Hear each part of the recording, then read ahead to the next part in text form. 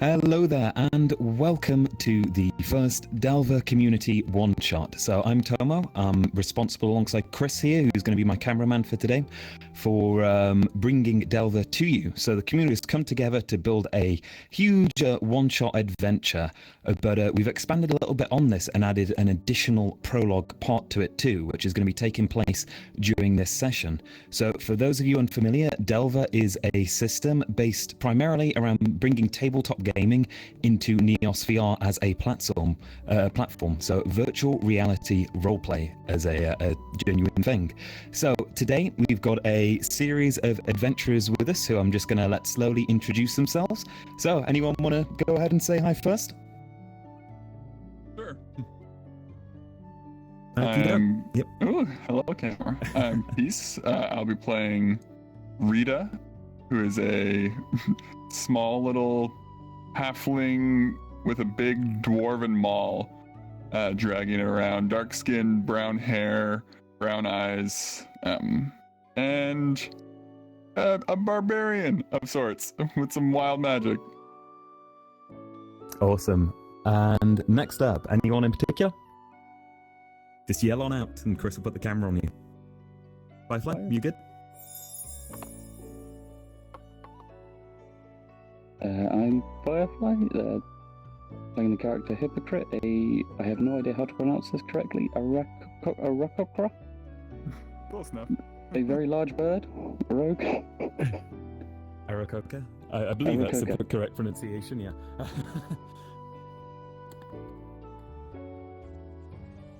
And your class, Firefly, as well. Oh, sorry, rogue with 2 stabbies, with little daggers. Yep, not a real. Okay, and next on up. Should we go with Rampa, maybe? Looks AFK. Oh. And Rampa, as you can see, is AFK, so we'll come back to him. Okay, I'm back. I was just adjusting the volume a little more. Yep, Okay, sure. so I will be playing Dragonborn Paladin under the Oath of Devotion Dolan. And his alignment is lawful good. And from appearance-wise, he has silver-colored eyes, gold skin because he's gold dragonborn, medium size, age 18. His height is 8 feet, 343 lbs weight, and his are gold colored and medium light. Coming in with the full demographic for you. For your Dragonborn, I love it. Thank you, Rampa. Okay, and next on up is Oddies. Yeah, Send down out there. Oddies. Yep, wherever he is. Oh, you shrunk on down already? Yeah, Lovely. I just don't know where the camera is, or if you have one camera. It should be in front of your face now, I believe. I don't see. But well, I'm Aris, I'm playing a Genku Crow, and it's a cleric. All right, awesome. So, with the basic character introductions out of the way, let's go ahead and introduce you to the setting. So, first of all, I want you all to just come ahead and hop up on the table and shrink yourselves down for me. And I'm just going to tweak the grid as well here a little bit. There we go, lovely.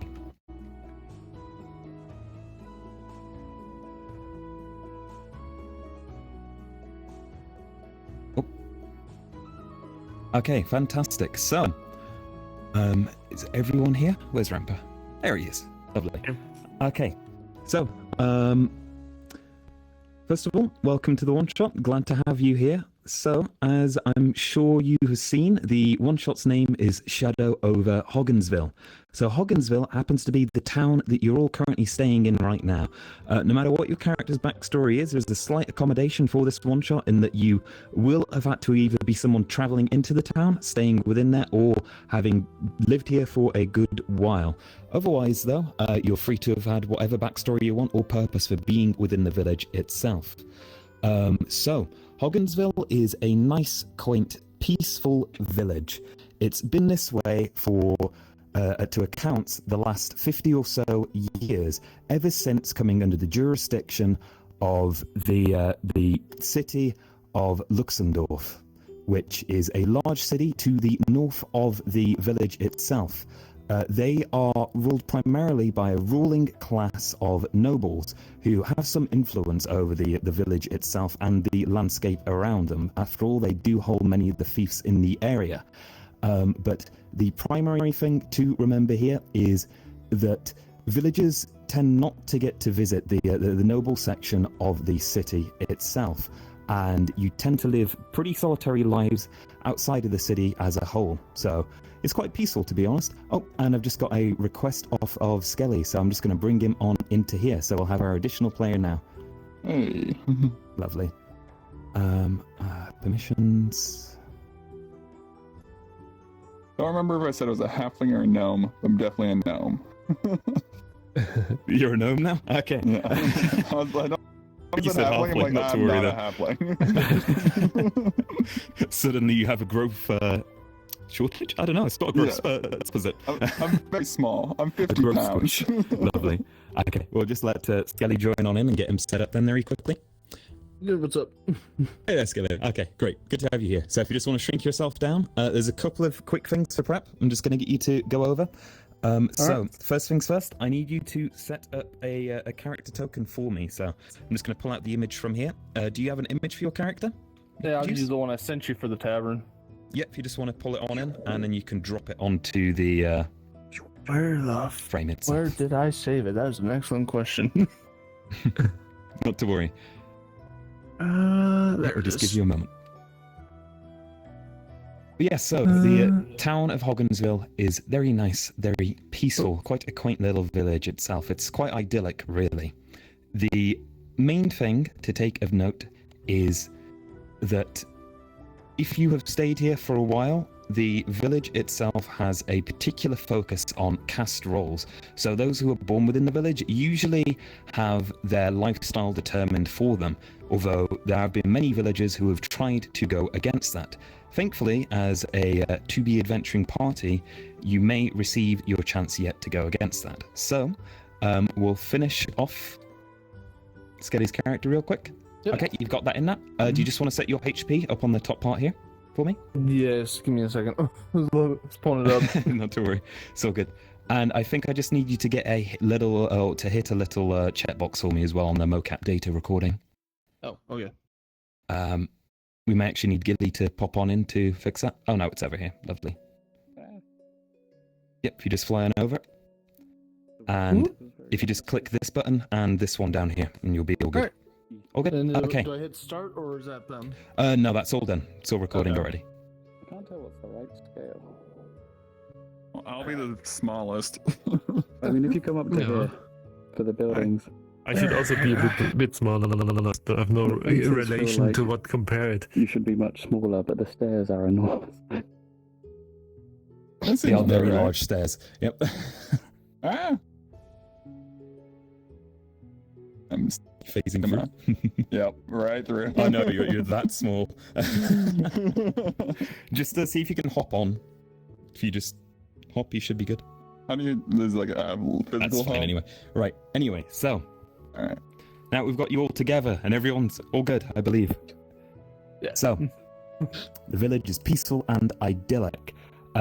You all are free to know each other as much as you want. If you want your characters to know each other ahead of time, that's fine. If you want to be, kind of social recluses within the village as well, that's absolutely fine too. So that's up to you to decide between yourselves if you want to do that now.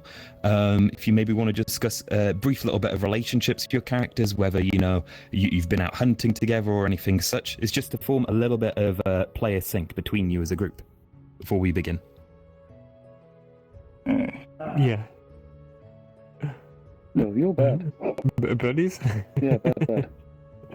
Bird buddies. Bad knows bad.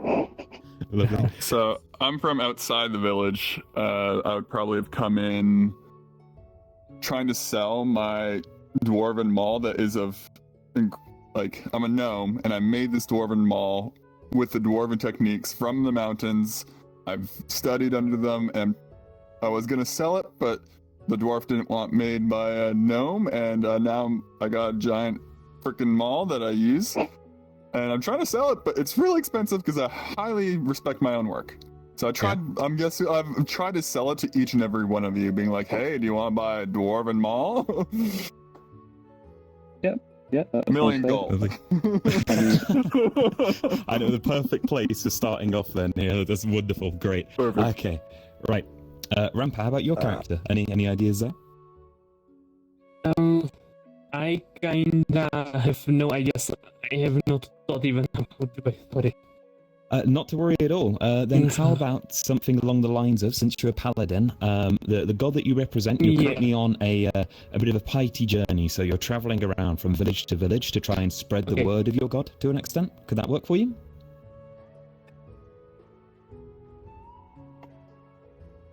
Yep. Sorry, you may have cut out again. Okay, not to worry, Rampa. And Skelly. Yes. So for your character, for a starting location within the village, are you outside or are you someone who's within the village itself? I'll be an outsider. Okay, that's fine. And your character itself, actually, since you never got the chance to introduce yourself earlier, Chris, if you could just bring the camera onto Skelly for me. Oh, give me a second. I'm still pulling up my character. Not to worry. There we are. Yeah. All right. next time. Where is my backstory? Description.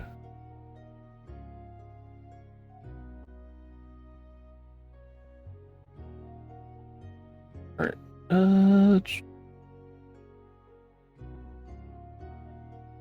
Where is it? I have doubles tabby somewhere. Doubles That. tabby.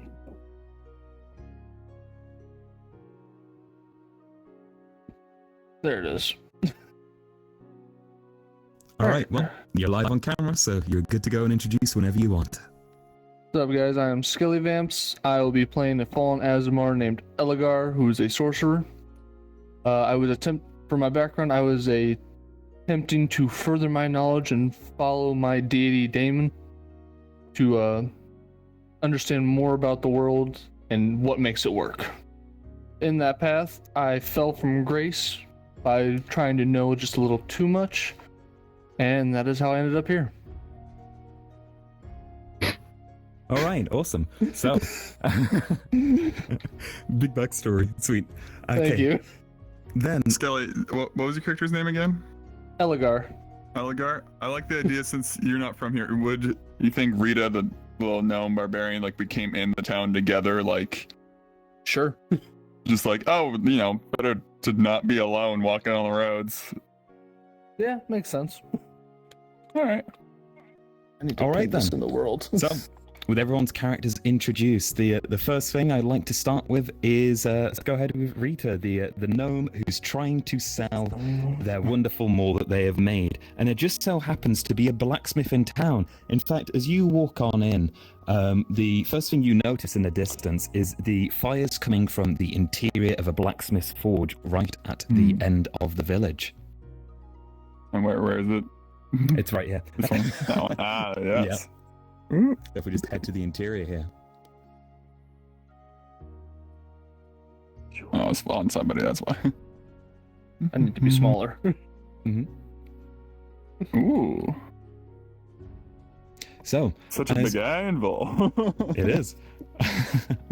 So, as you enter inside, you actually see there appears to be a man, rather middle-aged looking, with a stern look on his face, beating away at the sword currently on the anvil.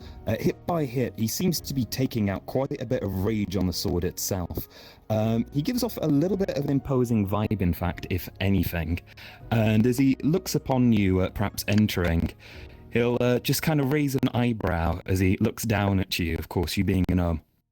Oh, so, can I help you, little one there? Two things. First, your technique. It's all wrong. You're swinging just what? That's All just right, wild. listen, are you the one who has a large blacksmith within this village?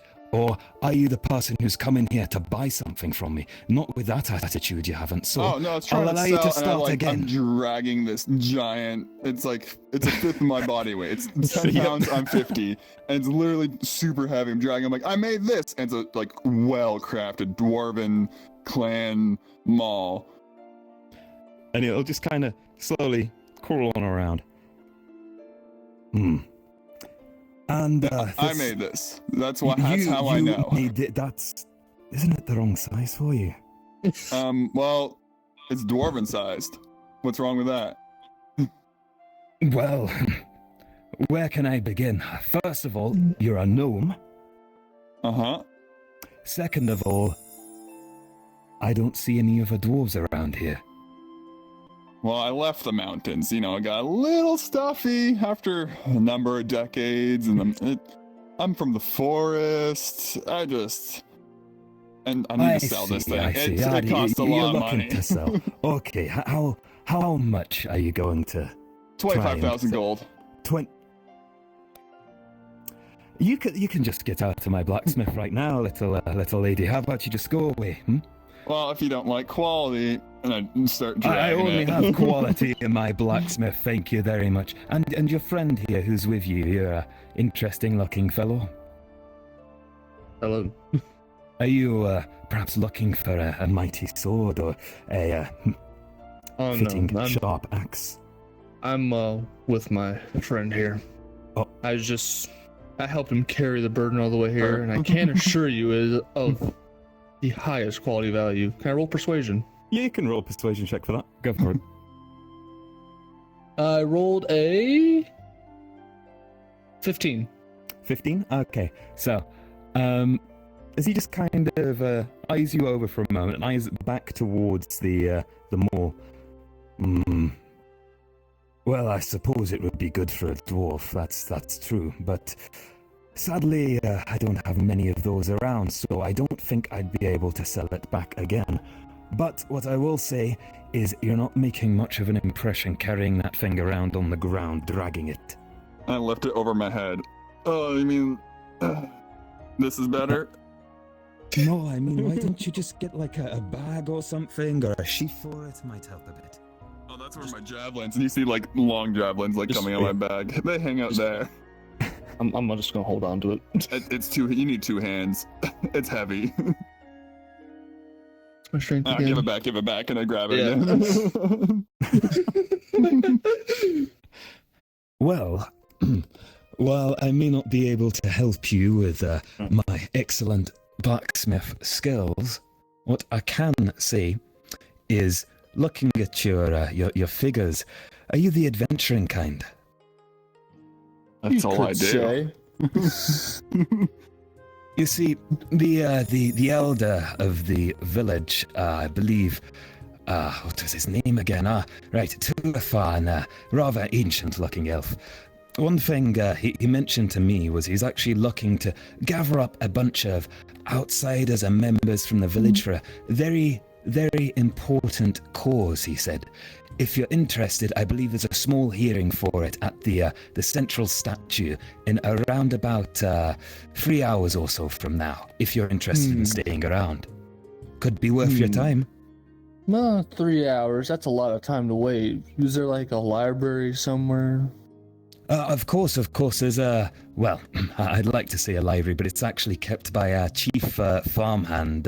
She's a small halfling, Rusa, taller than you, as he looks down towards the gnome. But I will say that she has a little bit of a interesting personality. She doesn't take too kindly to strangers, but you're more than welcome to visit and spend some time there while you wait. Who knows, you might even find a couple others who are interested there too.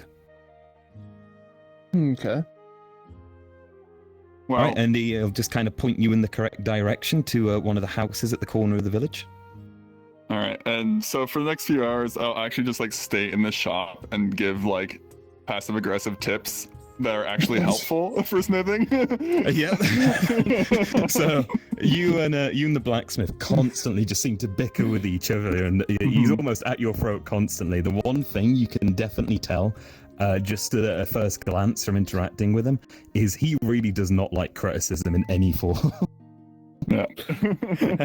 So sure, everyone else would perhaps just hear heated arguments coming from the blacksmith across the village constantly. A lot of yelling. And Okay. to the library. Yep, to the library. So, would anyone else like to start at the library, potentially? Yeah. Sure, right. So, the library building over in the corner of the village. You'll have to excuse me for having no particular things inside, and you are going to have to grab your way through. But let me just go ahead and set everyone's permissions up as well while I'm here. There we go. Oh, never mind. Apparently there isn't even a... Never mind, we'll be outside of it. It's one of the buildings that doesn't actually have an interior. All the other ones do. That's fine. Anyway, Reading outside. Yes. As you head up to the library, there seems to be a sign on the door that just has a little closed hanging off of it, or a closed symbol hanging off of it. But what you do notice is a variety of barrels and cages around. All of them seem to be stuffed with various goods. A mixture of farming apparatus alongside some books that seem to be hanging out. There's even a small little bit of parchment hanging off one of the cages that just reads, community book pile. Feel free to take, but do not steal. No, I just grab a book, pop Yep. myself on a barrel. And the random book that you appear to have taken as you pop yourself down onto the barrel is a book that seems to be on the anatomy of kobolds. One of the interesting things you notice while reading on through is that alongside their rather thin figures, they also seem to have quite a tribal manner among them. Something very akin to goblins, in fact. You perhaps could start questioning the differences between them and if there's really any at all aside from the basic look of them. So, does anyone else want to start outside of the library? Perhaps just to introduce to Skelly's character? No? I just realised my music stopped as well. Allow me to just reboot that up.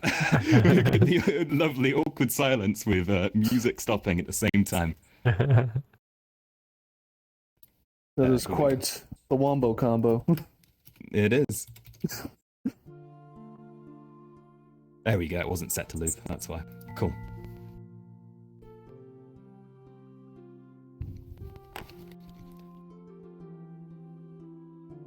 Okay then. So, if no one's interested in starting the library, that's absolutely fine. So, what will happen is, whilst at the library, Skelly, while your character's reading, eventually, after around about an hour or so passes, you hear someone seems to be stumbling outside among the ruined part of the town as they just come on out from the back. And you see as a small halfling woman seems to just kind of pop on by as she stares on over at you. Oh, is that someone actually reading in the village? Someone's reading in the village. What? Yes, it's What? a What? What? How? How is this even possible? I'm sorry, everyone I've seen here, all they seem to do is stay inside of their houses. Have you never seen a village so dead, in fact? Well, you can't tell my appearance. I'm not from here. That makes lots of sense now. Sorry. I don't know what gave it away, if it was the emerald hair or the golden skin. Well, I honestly say both, sir. But the most important thing, of course, is introductions. I am Rusa Humblefoot. It is a pleasure to make your acquaintance. Actually, I'm the the head farmer around these parts. As a role given to me, but honestly, I'm quite fond of books. As I can see you're reading, as she just kind of peeks on around into your arms, looking at the back of the book. That's kobolds. Do you like kobolds? Kobolds are cool, right? They are very intriguing. We already have so much in common. I cannot believe this. We're friends from now on. Okay, right. Well, I've got to go tend to some things inside of the library, as she seems to just smile gleefully and just quickly hops on off and heads within the store as she open and closes behind. And with that introduction, We'll go ahead and see what the birds are up to. You're free to start anywhere you'd like. Oh. Yeah, slightly further back in the Yep, rock. sure. Where's Ardes? Yeah. I will boost Just- in size. Hey, whoops. Inventory. Yeah. All right, so Me and Cedra given a tip on a dodgy trader. dodgy that's trader. Potentially thieving off nearby other traders. The trouble is, all we were given was some slight information on two travelers, one slightly large, one relatively small. Going further along, we may have accidentally picked the wrong group and followed a gnome and a sorcerer to this town. I see. Well, as you're skulking in the back of the village, the one thing you do notice is that the sorcerer seems to split on off from the gnome as he comes on out of the blacksmith at the end. But you hear heated argument coming on from one side, alongside a small and bubbly-sounding halfling that seems to be discussing rather loudly their love of books over at the library. Happening. Yeah. Uh, So you're free to choose. Would you like to go to the library or to the blacksmith? Blacksmith. All right then. Has more money. Yep, sure. So as you head on down, Skelly, I'm sure your sorcerer would end up perhaps seeing these two Arakokas passing. Also, it's an Arakoka and a Kenku, I believe. Yep. Yeah. I am intrigued and follow behind them. Oh yeah, I still need to put my health in this. Yep. Yeah, I do not have 38.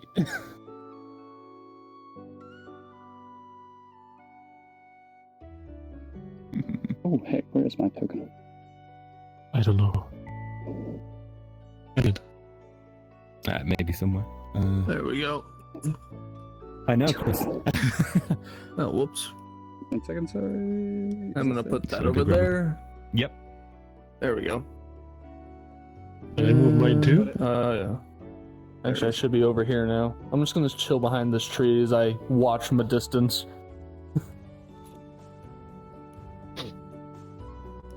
Okay, so then as the two bird folk start entering towards the blacksmith, let's go ahead with the heated argument that currently the gnome and the blacksmith himself are having. So if you just want to come inside, please, real quick. Yep, coming. Right, so you immediately see is that the blacksmith just seems to be staring on down to you as he hammers the sword harder and harder with each beat of the hammer against it. I'm seeing that this method works perfectly fine. As you can see, I am beating this as you see the end of the blade seems to just stagger on off, falling off the side of the anvil. You distracted me. I hop up and I have my own blacksmithing hammer. I'm like, it's supposed to be like this. Sure, can you just go ahead and give me an athletics check for that as you start beating on down towards it? I need one of the dice. I like the dice. I don't have it. Yep, they're over in the corners of the table. Aha. It's There not you my go. I gotta token. roll. You can Wait, shrink for it on real. down if you'd like as well. Oh yeah, I can do that. Mhm. Oh, wrong way. I got this. Okay. Please. There you go. All right. So it's 4. Oh wow. Plus athletics. You said? Yeah. 8 total. Okay, so with an 8, you climb on up enthusiastically and you start beating on down on the sword itself. But unfortunately, as you smash downwards and downwards, you see as the blacksmith just starts looking at his hammer and looking at your structuring. You're giving me all of this criticism, but you're hitting the anvil more than the sword. Well, your anvil is not the right size. As you start beating against the anvil, and as this is happening, this argument's happening, the two birdfolk just standing outside, you witness all of this. This seems to be the gnome that you were chasing on down.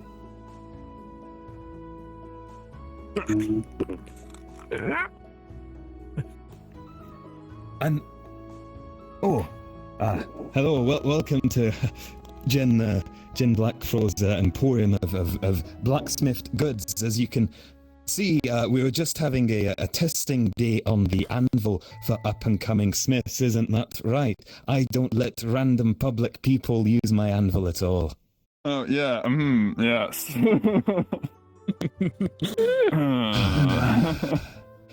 You see, he just kind of shakes his head as he looks towards the broken sword. So, I say, do you want to buy a maul?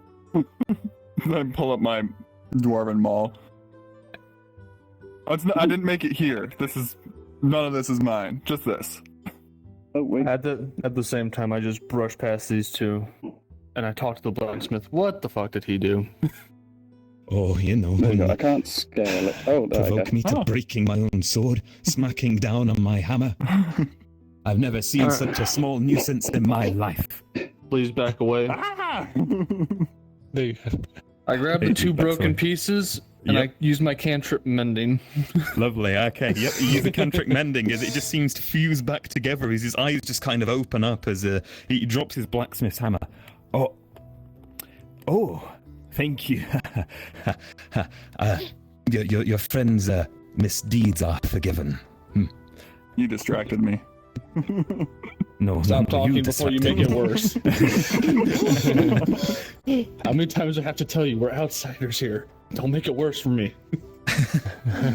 What do you mean? Oh, so who are you two? You look outsiders too. Pick on them. I came here with you. I don't know them.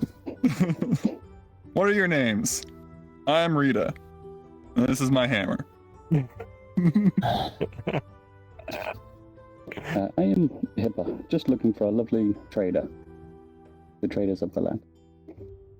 Hippa, nice to meet you. And you are? Yeah, I'm here with him and Zita. Okay. Well, this is a lovely trader. I see him eyeing you down. As you quotation. Yeah. But this trader is from this city. I'm just looking for a lovely traveling trader with very specific goods. I expend a sorcery point Yep. to do nonverbal casting of Zone of Truth. Yep, that's fine. Okay. So you place down your zone of truth. It's all good. So, what brings y'all here? Well, you have to make saves, don't we? I believe it does require a save. So, yep, as you kind of just move your hands behind your back as you perform some basic hand gestures as you pull on out a bit of arcane magic between your fingers and just shoot it on down beneath you. Everyone would perhaps actually no, give me perception checks as well before anything else, and then we'll have the saving throws too. So. To make a perception check, you should have your perception score on your sheet, and all you need to do is add the modifier on there. So if it's a +3 or a +4, just add it to the dice roll that you have. Oh, nice. 9. I have a -1. Tomo, I should probably say this has no verbal or anything to see. Oh, is it not a visual? Yeah, no, it's meta magic. So I can spend a sorcery point Oh, to... that's fine. I didn't know if it's prevented from being visual. In that case, You want to never zoom mind. it out. So you want- it's literally just zone. Pop down. No, that's fine. It's just Oh, invisible okay. zone. That's all cool. Yep. More possible. I'll say that as But I wouldn't have noticed anyway, I suppose. So, anyway, No. in that case, No. then what's the save DC they have to make? And the throw too? The range is 60 feet. Mm-hmm. That'll fill the entire And- blacksmith. Yeah. How did you? Actually, no, my bad. It's 15 feet. you can. Spells long a range creature in the spell's pull area away. for the first time on a turn or starts Well, its that's turn all. there. Make a charisma saving throw. What is it? Charisma. Okay, so I'm going to need a charisma saving throw from all of you. So that should be on the top Charisma. left area of your sheet in the saving throw Okay. section. So just add that modifier to your dice roll for me. Best of luck. My charisma is 19. 11. Well, as a gnome, I have gnome cunning and advantage on magical saving throws. Oh, all right. Oh, 4, 7, 3. Yes, Very good way dice rolls, I'm better. afraid. Okay then, and RDs as well. If you can just give me that roll. I'm not sure. Okay, so No on worries. the top left of your sheet, you should see there's a saving throws section. On Top D&D left? Beyond, this is. Yep, up the top left, near the top left. So, should be a big box essentially. Yeah, I'm confused now.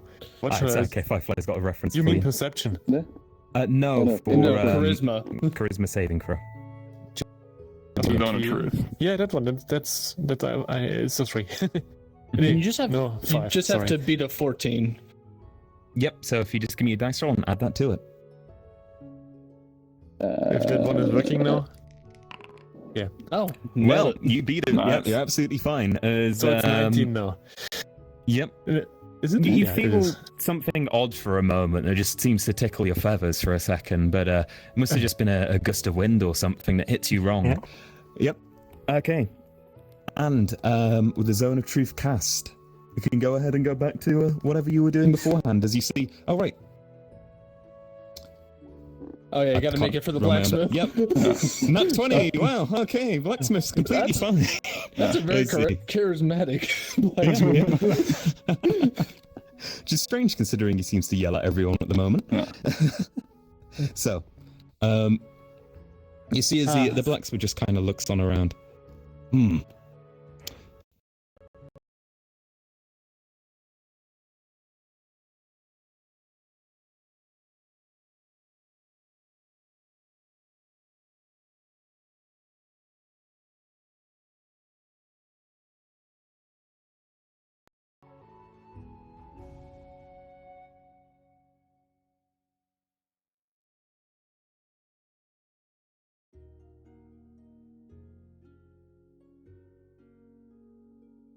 Sorry about that one, guys.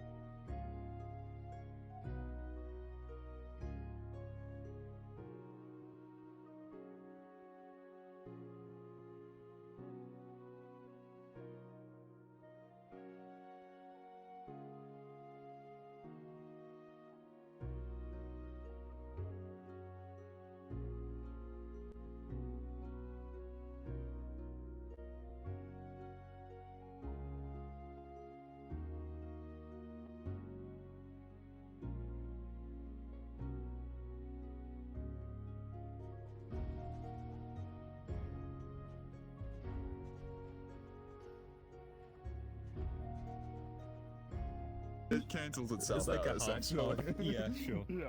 I tell you what, I'm just going to do a dice roll on my end then, real quick. Alright. 12. It'll kind of just look to you and. I don't know. As he's squeezing the bellows. And Rampa, you just happen to be a commotion as you're traveling into the village already as a paladin. There seems to be a group of people who are talking rather loudly among themselves within the blacksmith, almost as if there's some perhaps something to be misunderstood. There's an unsightly deed happening in there. Yep. What's up, Chris? You got a reset? Okay. Not to worry. Okay, hold good, Chris. Just a moment.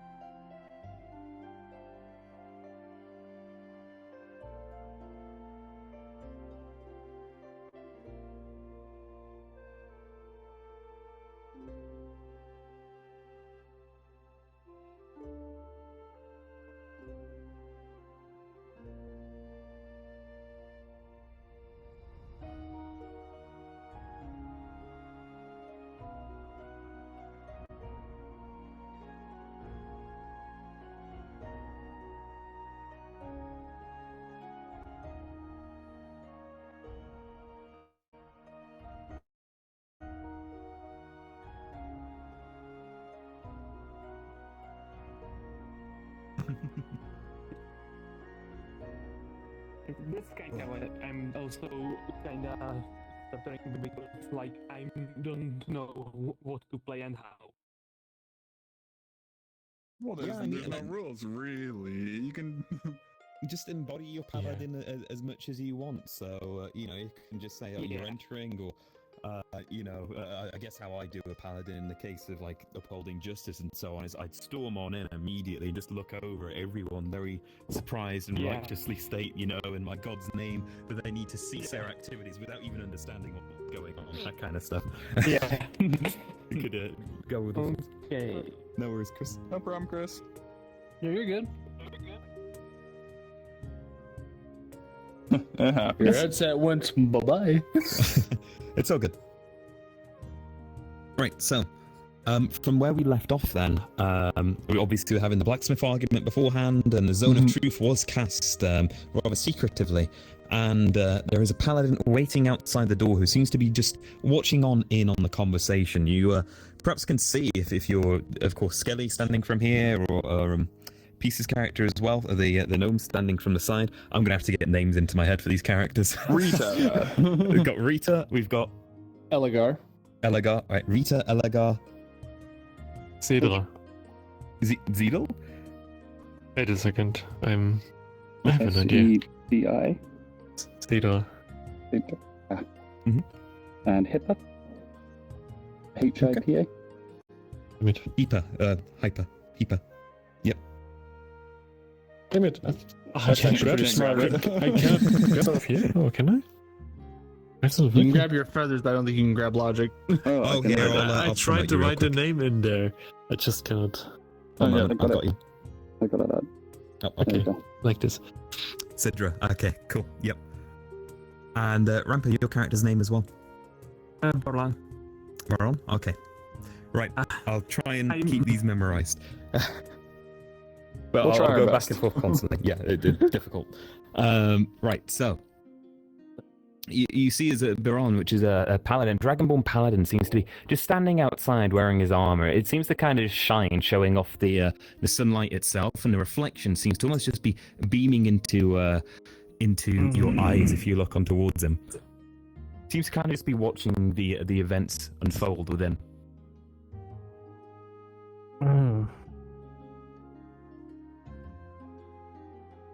Would you like to introduce yourself? Or... Okay. Let me begin. Okay, could someone please explain what is just happening here in the name of the day? Well,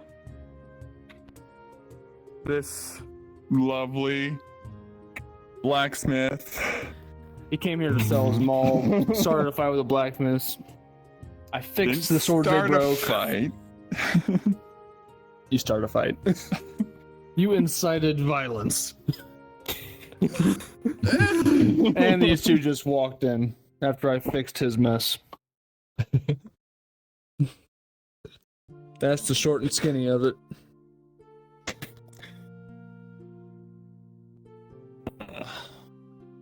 And what are you doing here?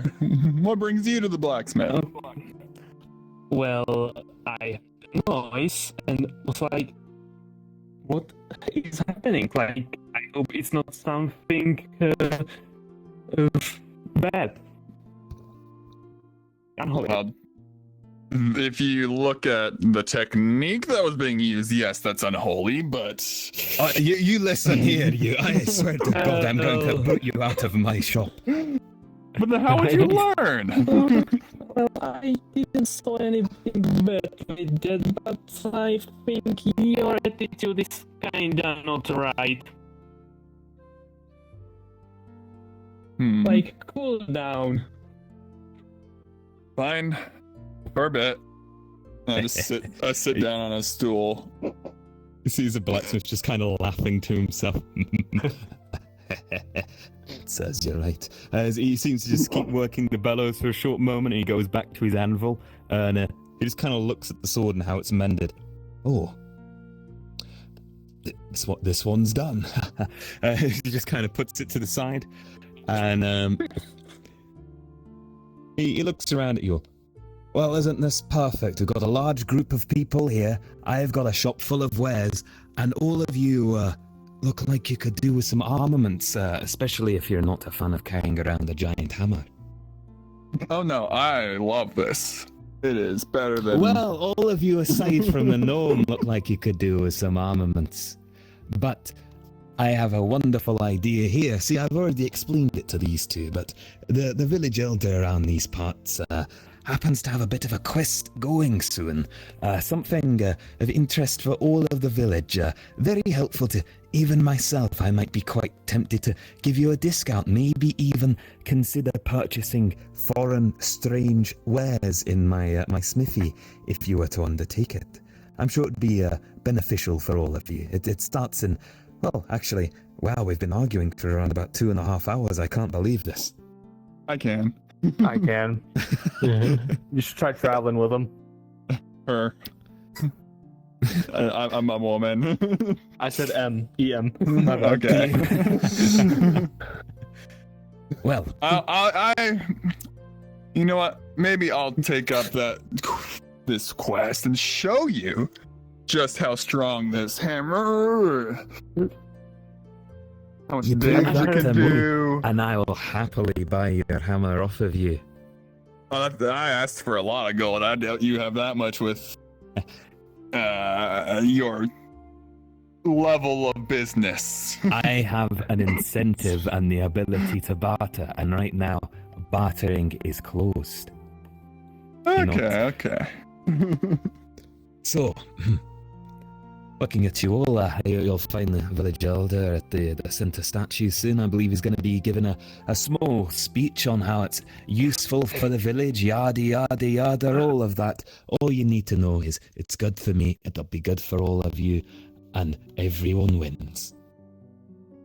Yeah. As long as I win. Sure. I like winning. In that case, I'll be working my wares, and I hope to see you all soon. As he just goes around to the back of the blacksmith and seemingly leans on over down into his toolbox and kind of checks on back to make sure you're gone as he keeps on looking, and when he notices you're still standing there, he just keeps his head back in there waiting for you to leave. You were the blacksmith, owe me a gold piece for the sword. I owe you nothing.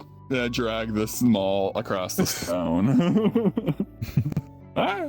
One out. There we go. If you can walk on it.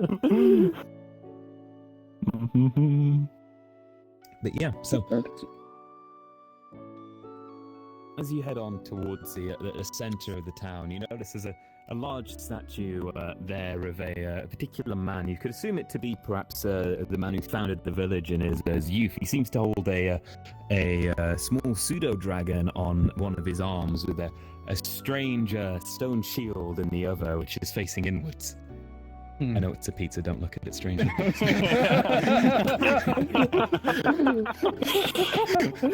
I mean, I wasn't gonna say it. That's a good paint job that somebody did. It looks like a pizza from artistic skill. But I just subtly cast prestidigitation to make it smell like pizza as we walk by. oh, lovely! It suddenly smells like pizza as you walk on by, and there's a pleasant smell as you seem to be waiting in the village now. And the one thing you notice as you arrive, in fact, coming from the entrance to the town, there seems to be two individuals walking slowly towards you as they approach. There appears to be an old, elderly elf who's walking with a staff very slowly, and a rather tall-looking, almost refined gentleman with sleek black hair in almost a small braided fashion at the back, as he seems to be wearing a doublet and looks like he has quite a lot of fortune behind him. So, as they approach towards you, as they see you waiting beside the statue, one moment, let me just pull these in. There we go.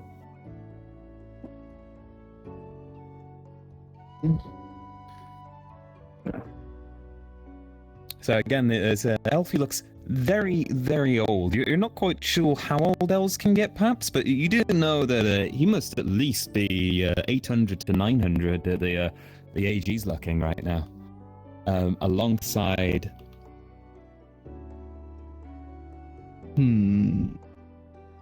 a rather condescending-looking man as they kind of slowly approach. One of them approaches with a rather serious look on his face as he looks over at all of you, whilst the noble beside him appears to just kind of shake his head as he looks around at the village and huffs to himself, staring back on over towards you all. As you see the elderly elf just slowly step on forward with his staff in hand. You wouldn't happen to be here on behalf of the posted, sorry, the posted, quest, would you? Perhaps. See some of you nodding. I see in this perhaps. I assume you've just heard about it off of our residents, yes? Yeah, the blacksmith. Well, we did leave it posted in the city up to the north, and unfortunately, while we'd love for our villagers to take on the events here, it seems some of them are more apt to reading books, as it were. As he gives a small smile and looks on over towards the library. But not to worry, since you all seem to be here. I am the village elder, Turfan, and I have been elder of this village for approximately, I think, as he looks around. Oh, you're all a mixture of races. I was going to use human years, but I've been here for several generations, let's just say that. I'm sure you can tell by my appearance. But most importantly, I need to introduce you to his royalty, Lord Elias Strauss here. If you'd like to introduce yourself, Lord Elias, as he kind of just bows down his head, and you see as this noble man steps on forward, a bit close towards you all, and looks on down at you. Yes. A very interesting mix of individuals we have here, and I assume, of course, from your nods earlier, you're of course here for the quest. I'd like to inform you that whilst I can tell that I don't think any of you are members of this village, I'd say, just from how you smell, yes. Actually, what is that smell? It smells rather delicious. It's a local delicacy from my home. Everyone was being kind of sorry looking, so I wanted them to give a pleasant smell as they walked by. Ah, I see. So you must be a wizard of some kind? I practice the arcana, but not of that sort. Ah, I see. Well, fair enough indeed. I am sure you'll all be of good use together for this great cause. As he looks on down towards you, to Cedra. Did you say? Oh, does this one not speak? As he looks over towards Twifly, your character's name, sorry. But sorry. I also forgot for a second. Oh, Colliders. This one's with me. Doesn't speak. It works well. I see it. As long as I put, well, that's good. It's always good to have some, that's the word they like to use, brass about with you that doesn't say anything, depending on the deed done. Yes. No secret spilled. Good. Well, in that case, I'd like to inform you all, of course, first, welcome to the lovely village of Hoggensville. As you know, it's part of the property of Luxembourg, the beautiful city to the north for which I represent. Now, I have come to greet you all on my own behalf for a quest. This quest, you may all be wondering, first of all, how much does it pay? Well, I would love to tell you all that there is a grand total of 8,000 gold waiting for each of your heads, should you take this itself. As you can guess, this is quite a considerable amount. But don't worry, I can afford it, I assure you, as he seems to just bow on down towards you all. Now, the actual details of the quest itself, well, it's simply a retrieval, you might say. Something within my family for generations that has unfortunately been missing, part of our lineage. It's an ancient artifact, part of an old culture back within the mountains towards the south. It's, how would I say, a peculiar object, of course, being from this ancient culture, but the most important thing is we can't just stroll in there and take it anymore because, well, unfortunately, the temple itself has collapsed. So, it has come to our attention. I've just come back from there, actually, with a small guard detachment. They're on their way back to the city as I spend some time within the village. That the area itself happens to have a small cave network heading throughout. Now, all that I ask is that you head on in and head through the cave system and find your way, surely through a breakage, into the temple. Retrieve the artifact. It's an interesting little thing. Will look just like a little red ball. May even float. In fact, it is indeed a magic item. That's why I'm paying so much for this, of course. But what I must say is, I don't expect it to be entirely harmless. We've had reports of goblins in the area and such, and, well, quite frankly, we never scouted it out in the first place, so we're not sure what she'll find. But it's time for this village to prosper, so, of course, there will be 10,000 gold granted to the village as a benefit trust for the completion of this quest. After all, you will be representing it as well, and, of course, the elder too. A lovely, lovely fellow, aren't you? As he just kind of nods towards him in a sort of a very quick fashion and quickly disregards him. So, are you interested? Rita starts casting minor illusion. Starts singing like red ball floating in the air, and like I do I ask like what's it look like, and asking questions of like, is it like this, and I do different like little red balls. I'm like, what's it look like? Tell me when I'm close. Warmer, colder. No. You'll know it when you see it. You see... I'm trying to see it now. I also want to know the significance of it. Nice personality you have there, as he looks on towards you. Yep. Because I also want to know the significance and what abilities this orb possesses. And is that a persuasion? Yeah, it'll be a persuasion to try and work it out of him. With my +6, I rolled a 10.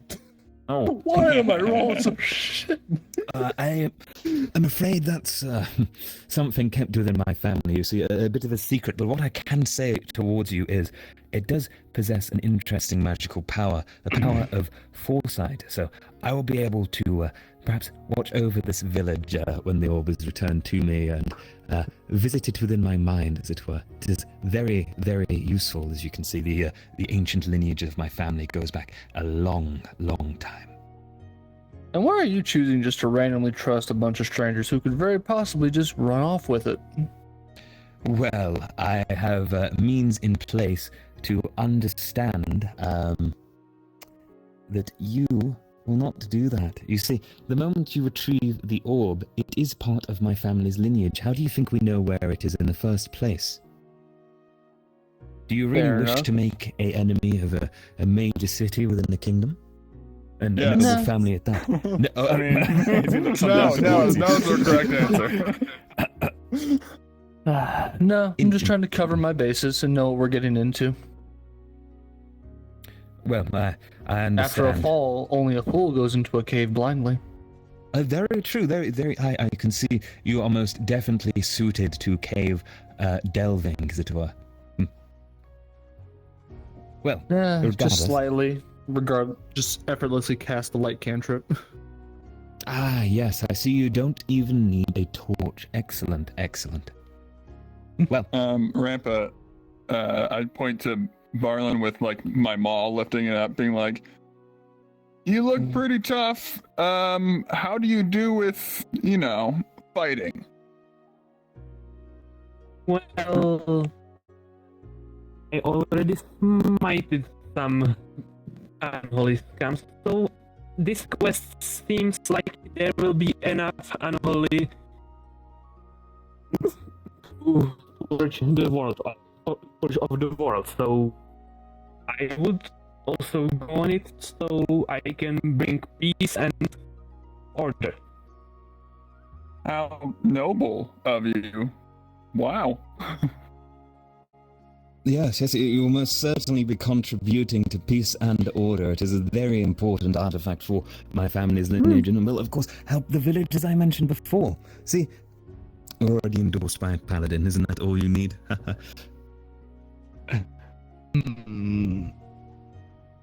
Perhaps.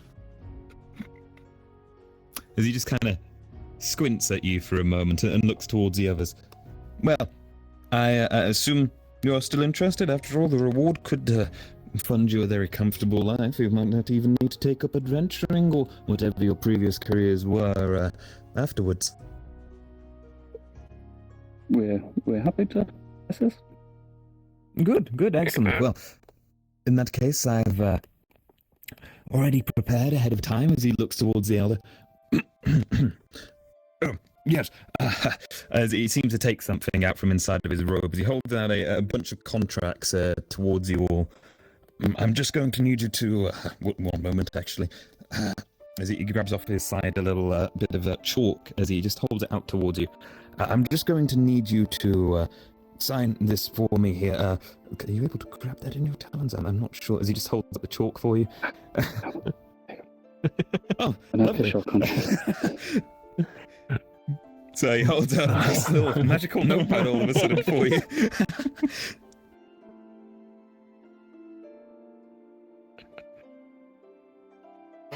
As he makes you sign. And as you do so, you notice there seems to be a small glow that happens on it.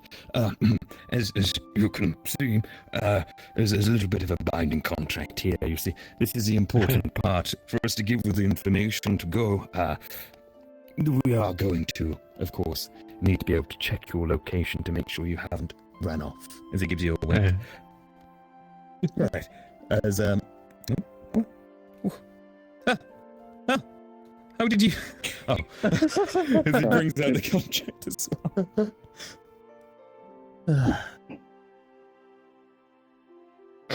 Oh, was it not?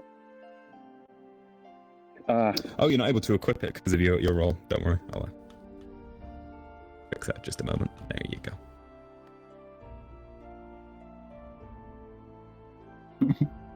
Oh, it's a little broken because we're tiny. Don't worry. A scribble will do. As he brings it on over, then again. So I'm casting like my minor illusion constantly, like trying to make different types of red balls and being like, is this like that? As you're doing it, you see shoved into the red ball a contract. Red ball. What was the blacksmith's name? The blacksmith's name was Jen Blackfro. Jen. So I don't sign my name, I sign Jen. Oh dear, right, okay.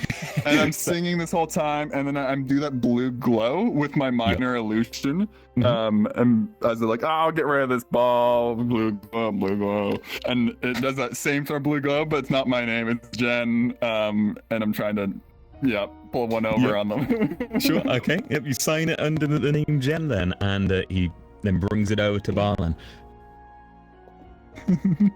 Hey, that's my mall. Okay, remember, don't worry.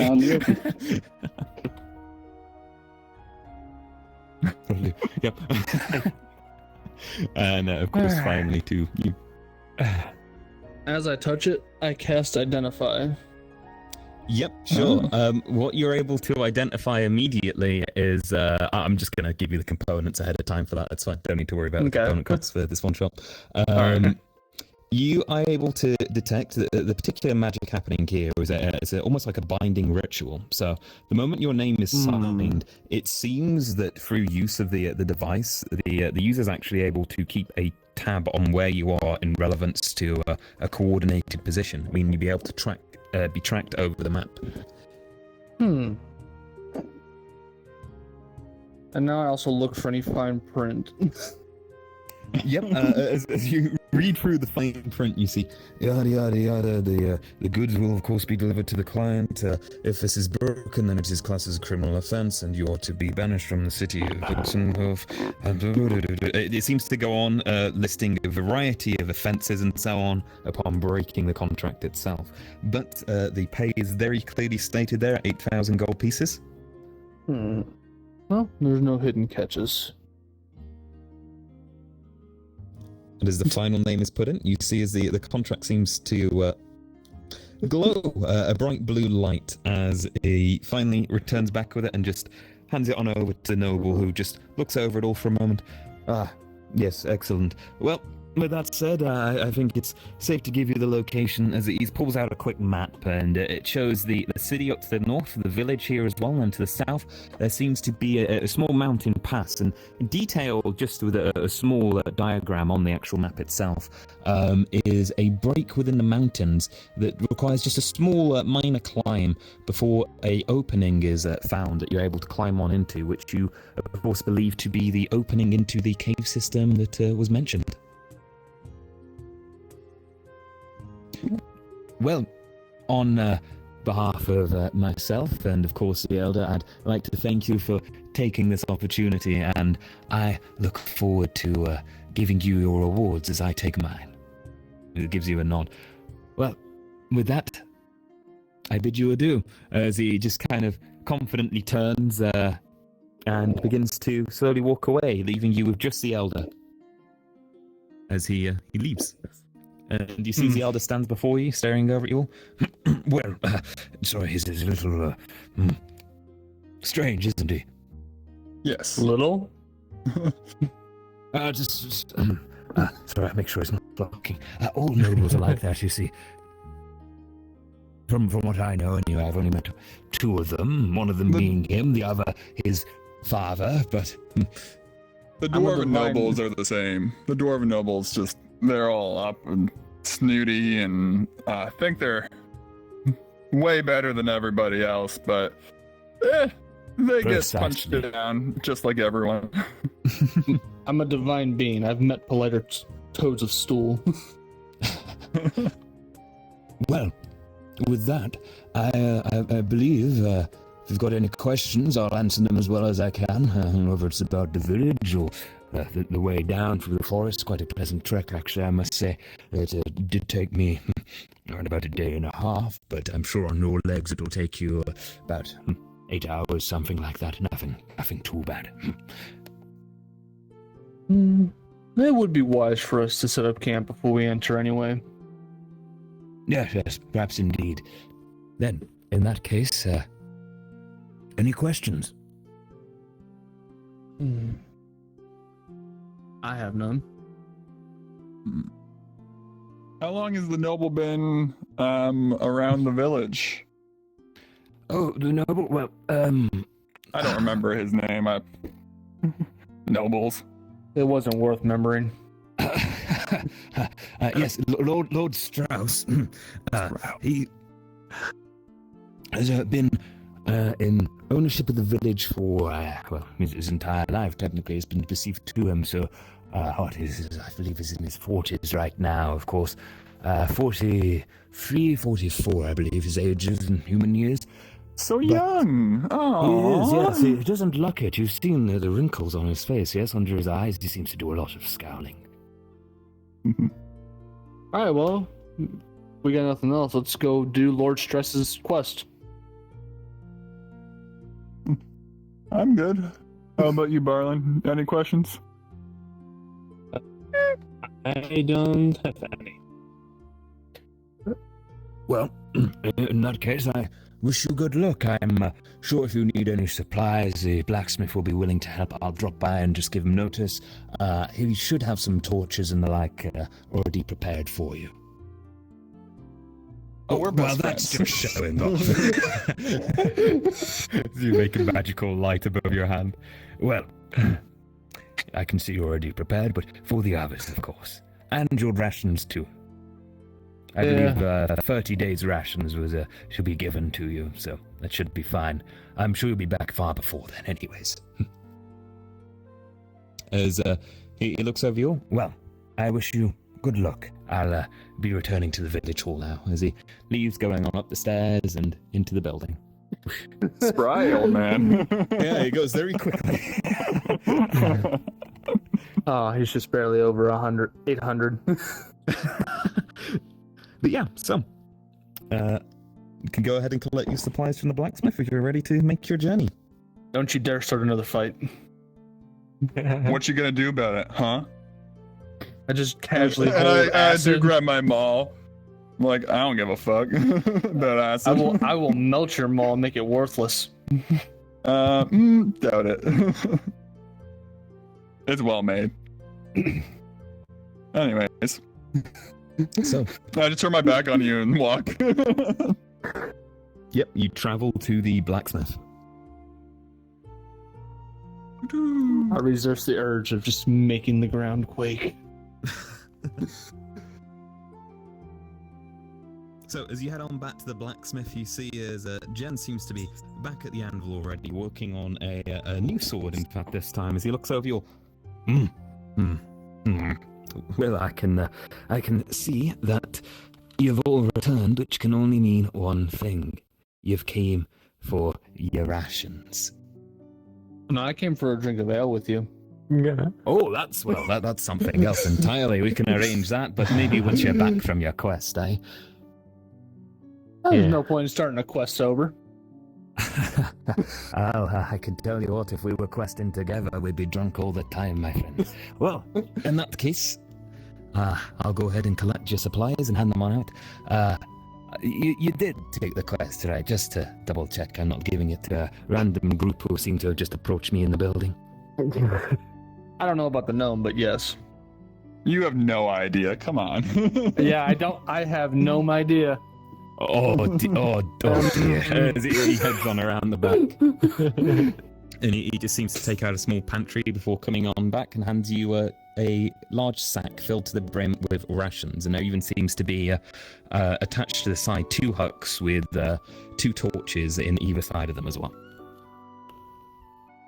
Very nice. Mm-hmm. All right, who here's strong? Well, I enough. am. You can carry your own, and I carry everyone else's but yours. You should be more kind to people. That's fine. Yeah. I remember that when the one. Yeah, I say like that. Rita says that, like being like, you should be more kind. I remember that when your torch is going out. Precipitation one. is a great spell after all. It can light fires and put them out. Meh. You know, you just have to hit things, sit there in the dark. They still squish. All right, so do you begin Should I do your journey something? down? Should I do something with the character sheet? Add something to inventory right now? If you want to add the torches and stuff and just 30 days of rations, go ahead, sure. If you just want to note it down for people, that's all good.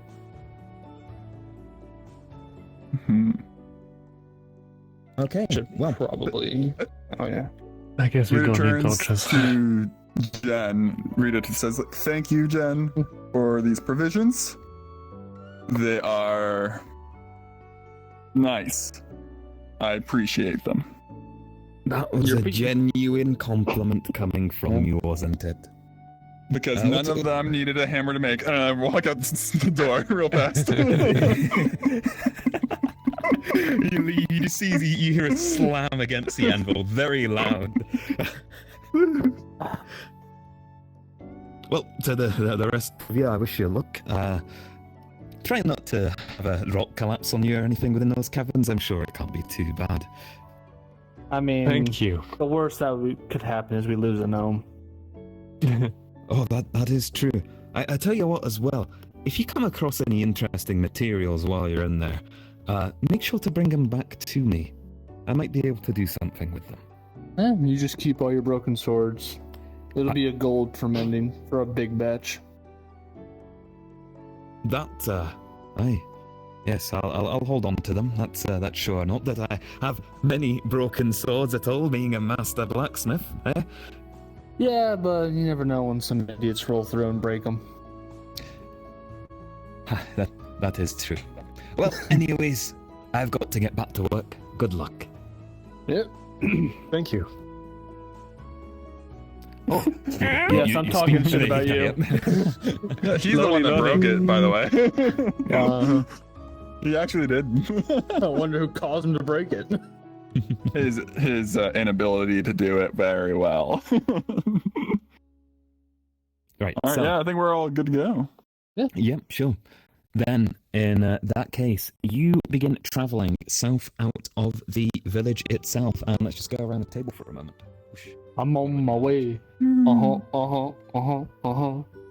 on my way. We need them to.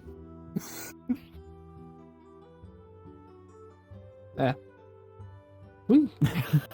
Money pops for the It looks great to see people jump off and size up. There we go. I'm still small. Yep. Right, so as you leave the village, you make your way through what seems to be a very vibrant forest. There seems to be a small river running on through, but it seems to just take up just the corner of the forest itself. The one thing you do notice, however, is the road is very pleasant and clean. It's very relaxing once more, reflecting the vibe of the village as a whole. The one key thing that comes to mind as you're traveling is this is perhaps one of the safest places you've been, as even while traveling across this route to this mountain pass, you don't encounter anything monstrous or strange, anything that seems to be a threat. The only thing that is to note is there seems to be a small group of hunters who are in the process of just hunting down a couple of boar that they've spotted within the forest as you run into them along the pathway. But they seem to just give you their regards and a nod as they continue onwards. And before long, nightfall does come upon you, but you find yourself at the actual mountain pass itself. And looking on up at the designated location, you do notice there seems to be a small break within the mountains, as it were. Rita would look for any small animals that are around. Something along like, I like mice. Mice are my favorite to talk to. Yeah, sure. And it does also become nightfall as well. Can you just Okay. I'll just do this for now. Ooh, fancy. My ideal person or animal to find would maybe be an owl. Yep, sure. I'm just gonna chat around, ask oh, like, how's it going? How's your day? So you search for the nearest woodland creature. Just give me a quick perception check for that one. All right. And if you prefer to find an owl, maybe if you go. He All sees right. nothing. So as you're looking around for a woodland creature, So that's 0. We have a 0. that one. You notice that there seems to be a boar in the distance, actually, that it seems to be a little bit frightened, hiding behind a bush. I'll walk up speaking in just a nice gnomish tongue of with some sounds.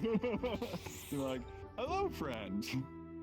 Do you have the ability to talk to animals? Just Yep, to I can. Yep. Okay. I'm a forest gnome, so I speak with small beasts. Then in that Communicate case, ideas with smaller beasts. forgive me for my impromptu boar impression, but no. As you see him immediately turn around and start fleeing, give me a dexterity saving throw. As you see an arrow flying from a bow.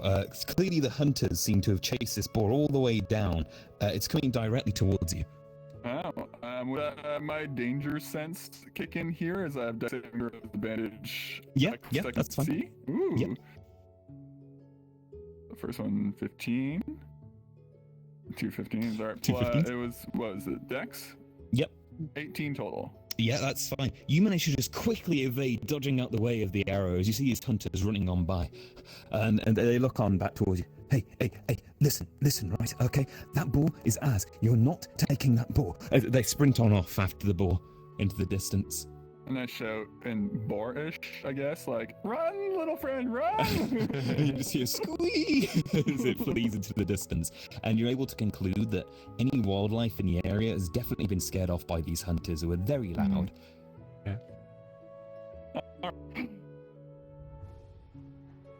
These hunters are jerks. Little small animals. Animals are friends. Yeah. You're jerks to people, so. Well, they're the worst type of animal. Where are my daggers? Right, but yes, so as you return to the group, it seems like the ideal time to just set a basic camp for yourself to rest for the night before heading on in, just to make sure you're all ready and have a good amount of energy before you begin your delve into the cavern system. Alright, well, that's going to be a long rest. Eventually. That's fine. Then you spend some time just setting up a basic camp for yourself as you go ahead and sleep away the night. Once more, it's very peaceful. He brings out a fire, lovely. The one thing you notice is from the cavern, there seems to be some small sounds emanating from it, echoing on out. Can you all go ahead and roll me a perception check for this one? You got a 14. Mm-hmm. 5. Can I take that one? 18. Nice. I got 3. That one fit. 5 and... Oh, Okay, perception check, roll plus modifier. sorry, yep, sorry. Was it perception, sorry? Perception, okay. Yes. I have 9. senses, perception 12, and I rolled 5, so... I choose 2 up. Okay, so just to check, anyone at 14 or above there? Just one. Okay. Oh, What two. did Okay. you roll, Barlin? 5 and senses, perception 12. 12, Passive okay. wisdom. Oh wait, no, not using passive perception. So under your Oh, skills yeah. list, there should be a It's, perception. plus 2, so 7. 7. Yeah. Okay. So not enough. Then in that case, you both, well, at first, you seem to hear a strange metallic clinging sound ringing on out from the caverns itself, followed by a rather high-pitched voice. As you just hear this echo on out from the cavern's hole itself. Okay. It's a strange sound.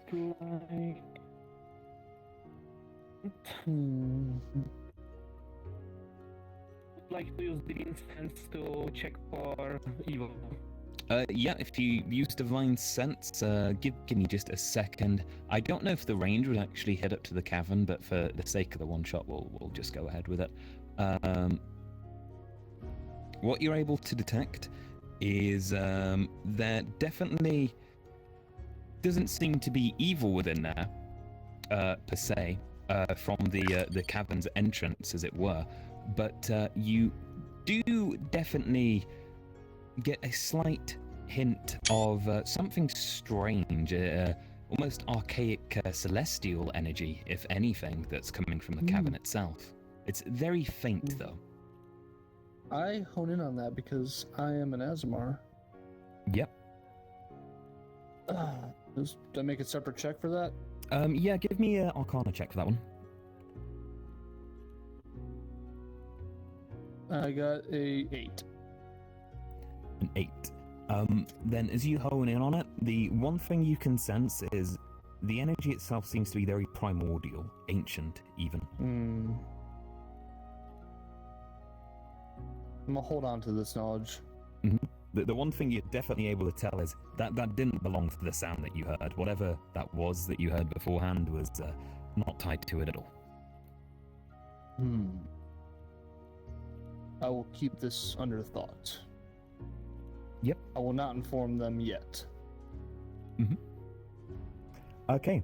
Then with that, you set up your camp and you rest for the night. You can go ahead and tick off a long rest if you used any spell slots. I know you have. So. What makes you think that? And of course, you can reset your divine senses as well, Balan. Okay. It's a checkbox above maximum HP. I don't need to uncheck that. Don't die. Don't worry about your HP for your resting at the moment, since you haven't lost any. But for long rests, you usually regain all your health points. And then short rests, you can use your hit point dice. They're separate things. But with that, you, of course, wake up the next day seeing the cavern entrance looming on over up ahead. It'll be a short climb, but you'll be able to reach it and enter on in. In the morning, I would go to Cedra. Be like, Cedra, why are you coming along? I haven't heard you say much. I've heard some noises. What's going on? You got that cool bow, and you look cool, but yeah, I'm curious. Nothing?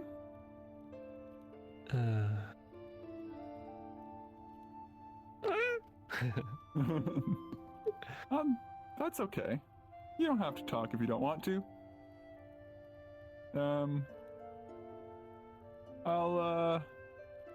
We need a noise. What if you're in trouble? What happens if you're in trouble? You have a trouble noise? You have a good noise? You have a good noise. What's the good noise?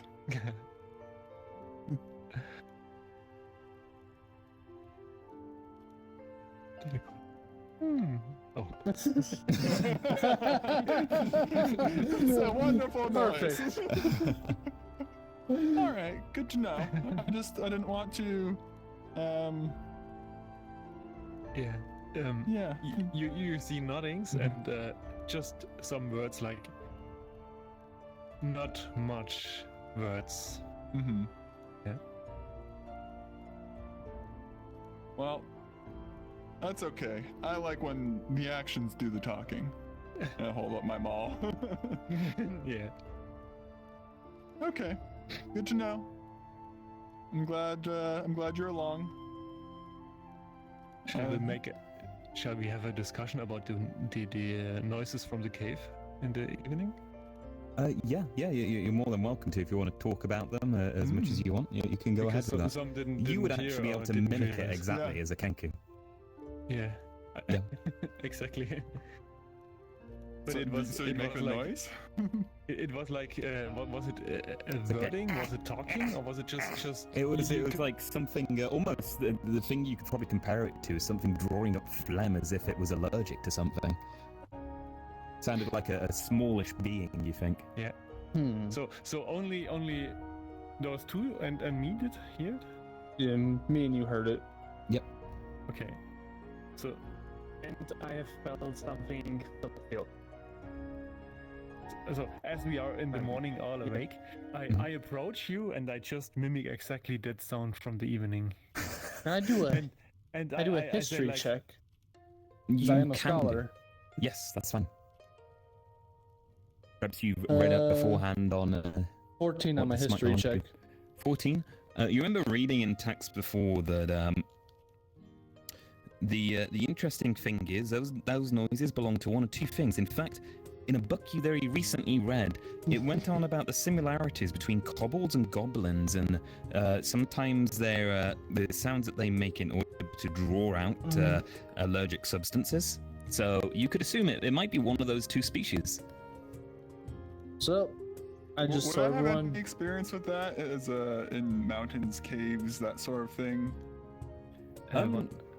You may understand that there's definitely some particular substances within many caverns, dungeons, all sorts that may not be too great for the individual to breathe on in. What's funny is I'm also proficient in history. Same. Hey, same. Well, that's the So we extent keep up with it. Okay. Mhm. So either goblin or Kobold. kobold. Hmm. Well, they don't make too much of a difference to me. They both Latin the same. Well, I mean, if it's a kobold, might be able to make a tincture of dark vision for you. I already have dark vision. So do I. But for the people who don't.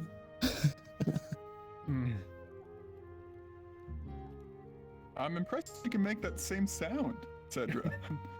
Yeah. That was really accurate. Dang. But yeah, so as daylight comes on by once more, you of course see the cavern's entrance as the fire dwindles on out. Good morning, Screech.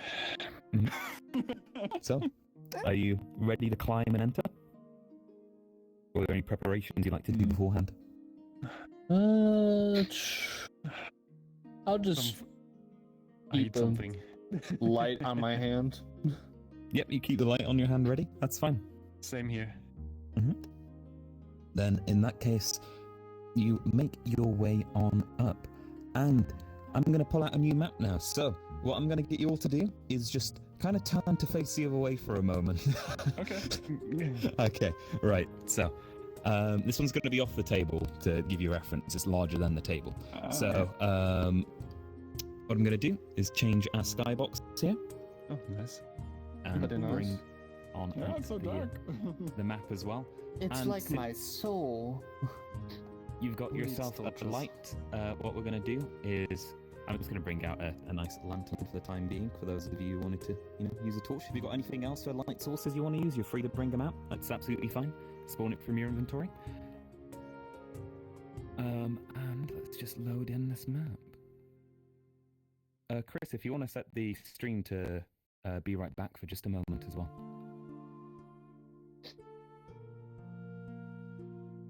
Yep, that works. Is it a light source or a weapon? It does not emit light, but I'm just using it as a placeholder. You could drop a light on it real quick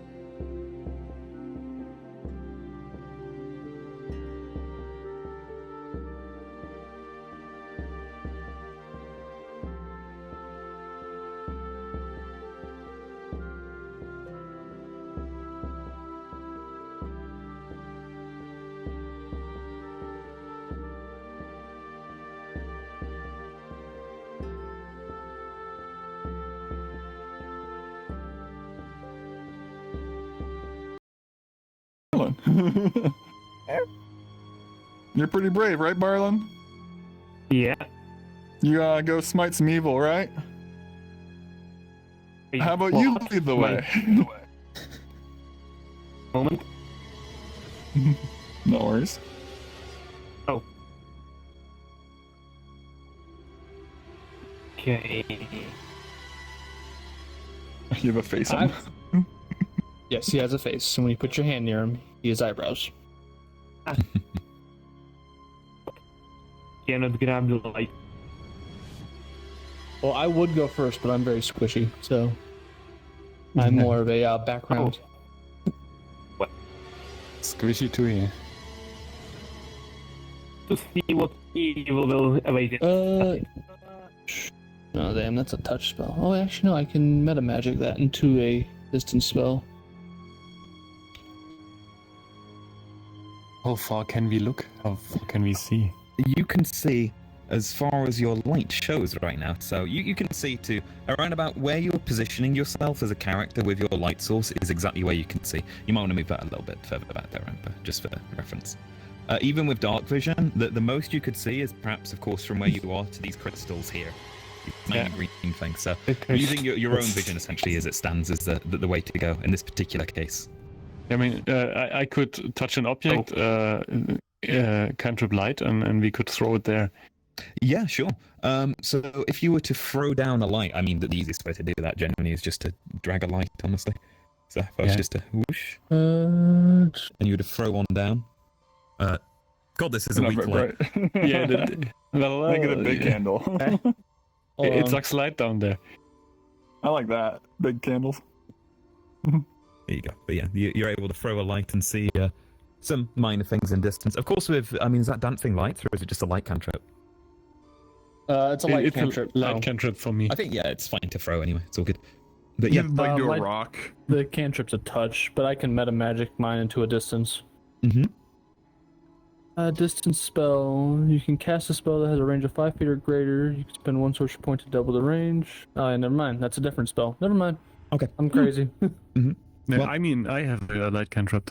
Yeah, like cantrip. We can say like You just switch and Throwing keep rocks. throwing it around. That's fine. Yeah, You throwing keep rocks picking up that you rocks cast. and throwing them. Yeah. The thing you're doing with this, though, is you are stopping yourselves from being entirely quiet, even if you're throwing just pebbles across and so on. It does make a little bit of noise, just to let you know. But you are able to see up ahead, minorly, as you enter on in to the mouth of the cavern itself, as you see stalagmites and stalactites poking out of the ground. Immediately upon entering, could you roll me a investigation check? Whoever was at the front on the entrance there. Oh, that would be. Who? Yes, thanks. Oh, thank you. I have no dice. All I have is the D&D and Beyond dice. Mm-hmm. They wouldn't say me. Oh, There's one. Do we all have to roll? Whoever was at the front. Whoever was at the front, yes. So whoever was first to enter. Okay. That would be Barlin. Who wants to go in? First. So, Yep, just give it a shake. and this was perception. Investigation. Investigation moment. Investigation +2. +2. Okay, so with 16, yep, you're able to notice as you actually enter into the mouth of the cavern. These stalagmites and stalactites appear to, at points, actually have been broken off, unnaturally so, almost as if they've been broken by hand.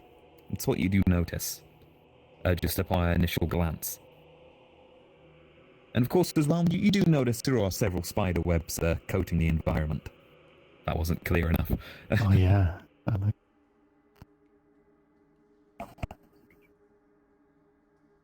So,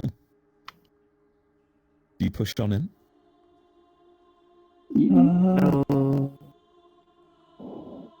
I think maybe we should check it out somehow.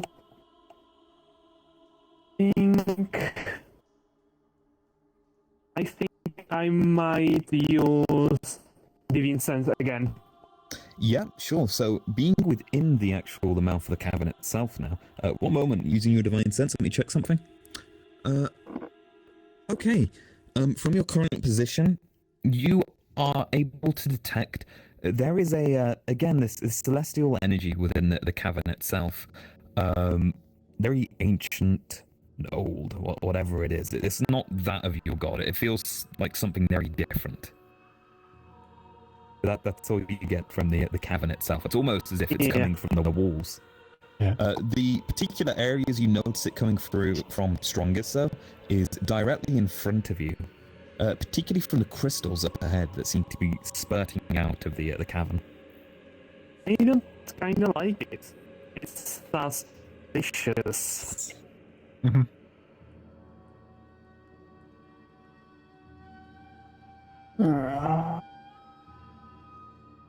Rita's at the back. What's the holdup? Got the party scared to enter at the mouth of the cave. Well, I'm going in, but it's suspicious. So if anyone else wants to check somehow... Yeah, I can perception. As you say that, Rita goes, okay, and just starts walking towards it. Yep. I'll check. Throwing light pebbles. Yep, so as you head on inside, you of course notice these crystals, particularly they're green, sticking out of the wall. They are very bright to look upon, especially as you bring a light source towards it. As you approach, there is one thing you notice, and that seems that they almost seem to be pulsating. You can go ahead and roll me a perception check with that, or are you going to hit them with the hammer? Okay, you smack it down with the hammer, and as you do so, go ahead and just make me an attack check for that. Oh, attack. Okay, Attack where roll the for your where the dice go? back here. Here we go. All right. So at the moment, it's at disadvantage because it's heavy and I'm small. Yep. Well, 5 plus, what is it? I think it's 4, so 9. you sort of bring the hammer overhead and you just clunk on down against the rock face instead of the crystal. This hammer is unwieldy, especially for your size. I just keep swinging away at it essentially until it's very ungraceful. You keep going and going. Everyone sees as Rita just keeps banging against these crystals again and again. Eventually, after around about 8 strikes, she finally just manages to hit one of the crystals, and it seems to snap on off a small amount. But the strange thing you notice is, as it snaps, you feel a very uneasy sense overcome you. Roll me a wisdom saving throw real quick. Is it magical in nature? It is, yes. I would have advantage on that being a gnome. Nice.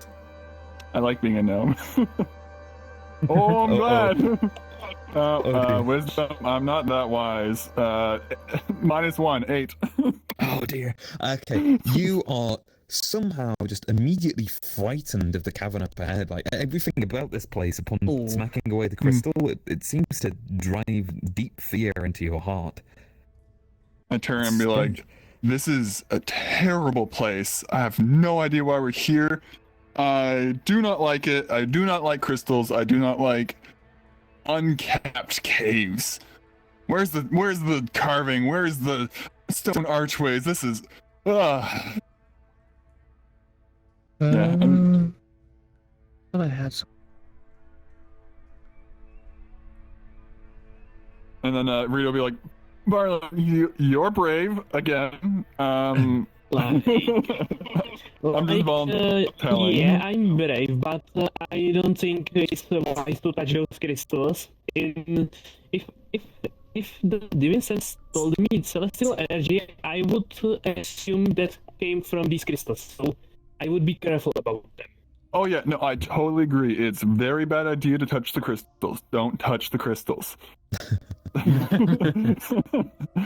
I'm aware. It is a bad idea. I don't like it. It's fishy, but I'm not sure what to do about them. So I would just say don't touch them and go deeper. Yeah, go for it. I would like to watch to inspect them. Yeah, sure. How are you inspecting them? You just giving them a look over, or are you trying anything with them? Where's the broken piece?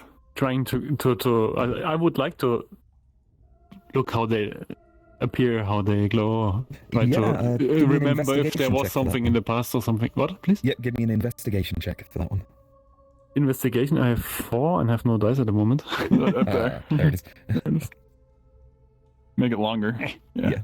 There you go. 16, and I have That's already 20. Nice. 4 investigation. Yeah, you are able to very easily 20. notice that the broken crystal in particular, it seems to have something, indeed as you saw before, there was a light pulsating from them, but there seems to actually be something living in there, almost some residual energy that's coming on out from the crystal itself. What it feels like as you kind of stare on over it is something very alien, but again, it's definitely a living organism, whatever's in here, and you think that through these pockets of crystals, it's spreading throughout the cave itself. Is it able to be to talk or have some animal communication with them? As you try to talk to it, you don't seem to get any response, regardless of what you do attempt.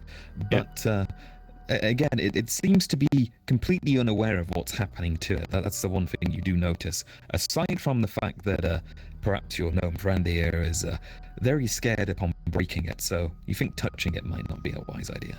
I go to the back of the group, by the way. Okay, cool. I'm looking at it. I'm telling strange and going back to. Yep.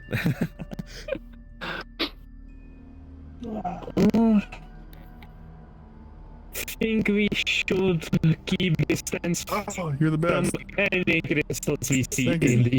here. I don't like this place. I don't care, but I don't like this. It smells fishy. Keep your distance from crystals. Be careful. I'll just take it for him. Well, not the crystal, but Will we continue? I'm not doing anything with the crystals. I'm just backing away from them. Yeah, no, don't touch them. It's bad. I thought I had something that I thought I had a spell that could calm his mind. That's in a different campaign. Right. Yeah. I know what's going on. But right. So, do you continue onwards? Yes. Yeah. Is there 2 paths? No, there's only one. There's only one here, I think. Yep. So you continue on down throughout the caverns as they seem to get tighter and tighter against your bodies as you're forced into almost a chokehold within this cavern itself. And it seems to stretch on and on into the distance. Behind every pillar there could be something lurking, in fact, driving you to be just a little bit cautious, perhaps even on edge. As you hear the dripping of the caverns themselves, alongside the occasional light shriek of a small creature, which you could presume to be, you could presume to be a bat as I fall through the wall. There might be a gap in the floor. Be careful of that. I think it's just here.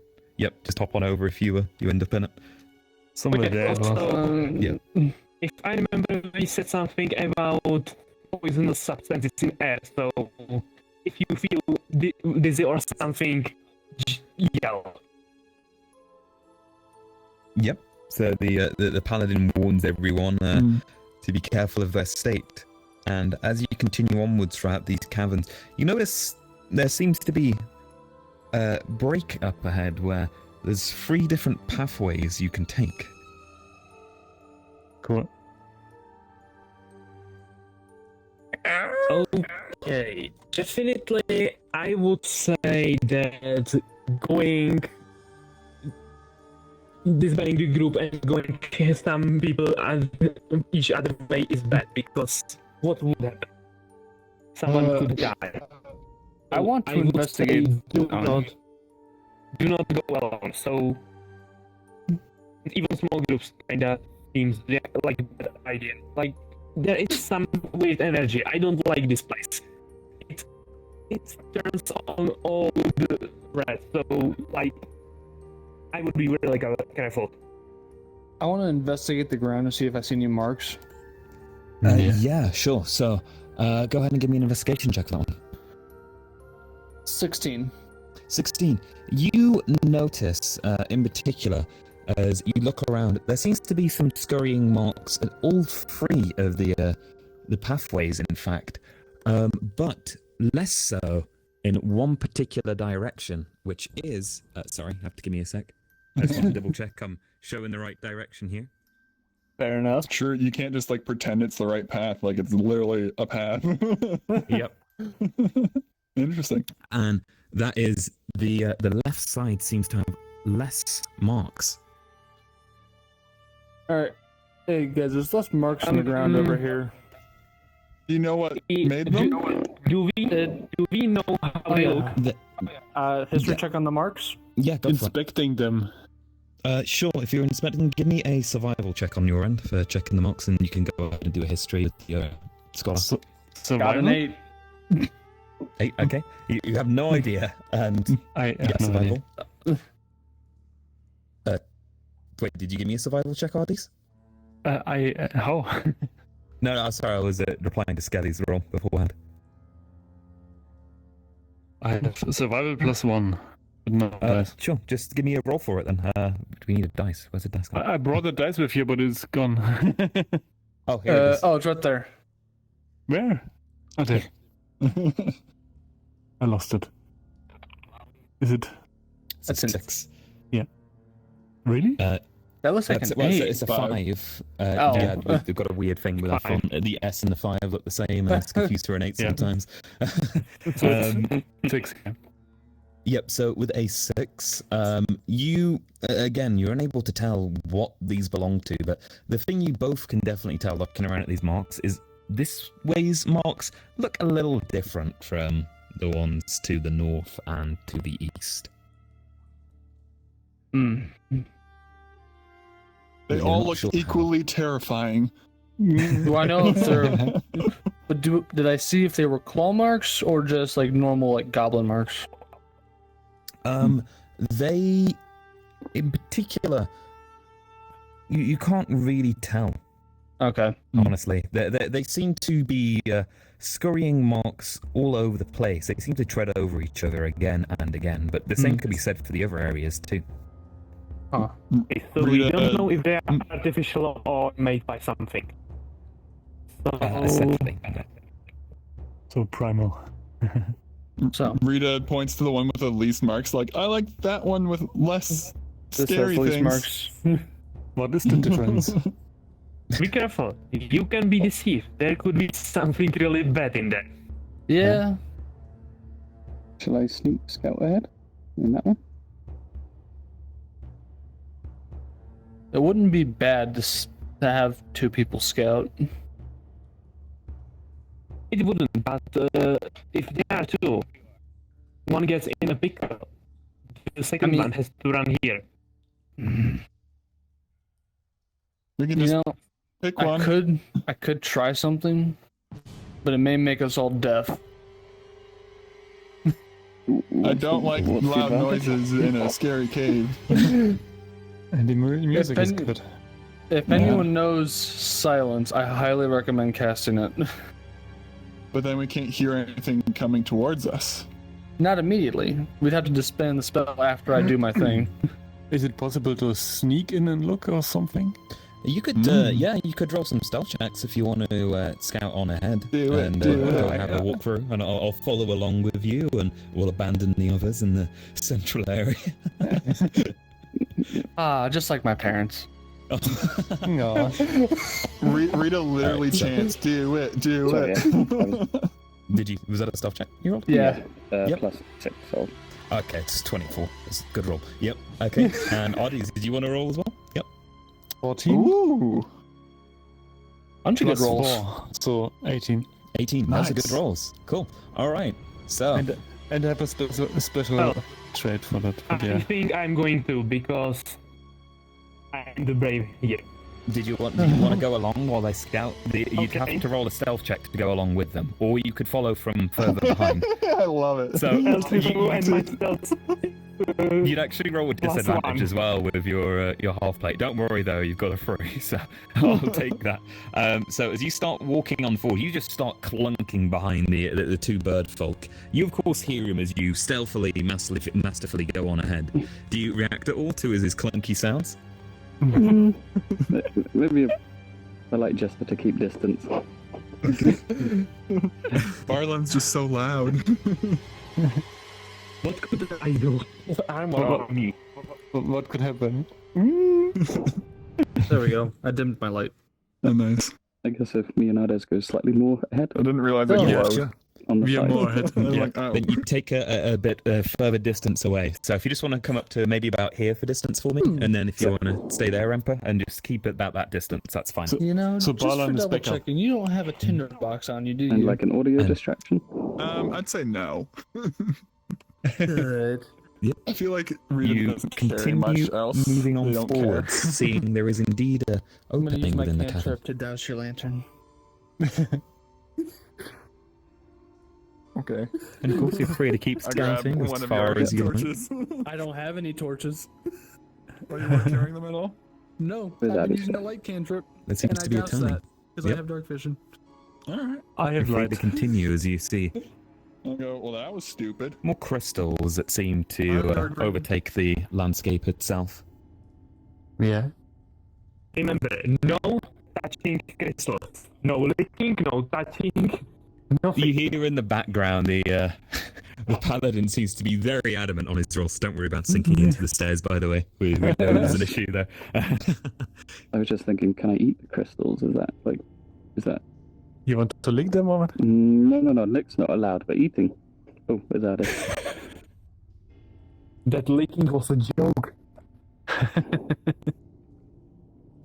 But yes, you continue onwards as it seems to open on up into a wider area.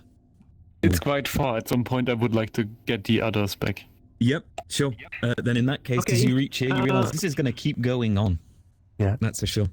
Can I So do it's a continuing. perception? It's not a wide room or something. What, sorry? I'm asking, it's a continuing tunnel. It's not a room or something. Yeah, it seems to be a tunnel going onwards still. But Okay. If it You was want a to- room, I would do another instance, but this is not. This is not world. If it's just a tunnel. yep, that's fine. Then in that case, why can I not grab this lantern? Oh, it's I'm 'cause you've holding got it it. now. Can I duplicate it quickly for myself? So I need my own light source as a DM. Right, so you want to go ahead and make me a perception check there? See if you hear or see anything up ahead. Sorry, I did have a dice on my hand, but I have, as predicted, lost it quickly. Really dark here. Where is that dice? Yep, I got it. Oh, doesn't seem to be letting me grab it from range. I sometimes also have an issue with grabbing currently. Interesting. Perception, everyone, or Hang on, can I- Oh, yeah. You want me to just roll for you in this case? Yeah. I can't seem to, I don't know if it's my scale or... It might be your scale, actually. So, perception, plus 4. I'm sorry. 11. Perception check. This is more accurate for dark vision. Yep. so everyone does perception What? now. Or... Whoa! There was What? a server lag, don't worry. That's What that did was. it- Just what did it give me a count? roll. No, that does not count. You go ahead and give me another roll real quick. Oh, come on. There you go. 9, and what do I have? Again, perception. 12. 12, and sorry, what did you get, Firefly? 11. 11. So, with the 11, you don't hear much apart from the dripping of the small stream of water that seems to have worked its way into the cave. But, Ardes, you are able to hear with a 12. There seems to be some strange clicking sound coming off to the right, further on down. Yeah. That's all you can hear. Cool. I can Mhm. amplify that in terms of I can You can, yeah, Mimicry. so it's redo kinda it like to. Yep. And I try to show and aim like into the direction to. What I wanted to ask, so separately. Can I speak with words more fluently? Yeah, you can speak with words to a fluent degree. Anything you've heard someone say during this this session, for example, you could say those words immediately Yeah, after hearing yeah. them. So- Because we both also have Avian as a language. Oh, then yes, if you're used And to that- that language, you can talk to each other more fluently. That, Yeah, that sure. should basically work. That I can tell you that Yeah. I hear this back there in the Yeah. cave, That's fine. Yep. and that Um, I would say we should get the others back here. Yeah. If they want. Okay. cool. Hey, you want to be stupid and go down our own cave? You can. Should we? I don't know. Should we stay here and while and grab the others, or should we all head? We can stay here, and Balan, you can get the others down here. Okay, so should I get the other? Should I get others? Yep, that's what they're asking, I think. Okay, I'm going to get others, but Yep, you go running on back then. Let's go.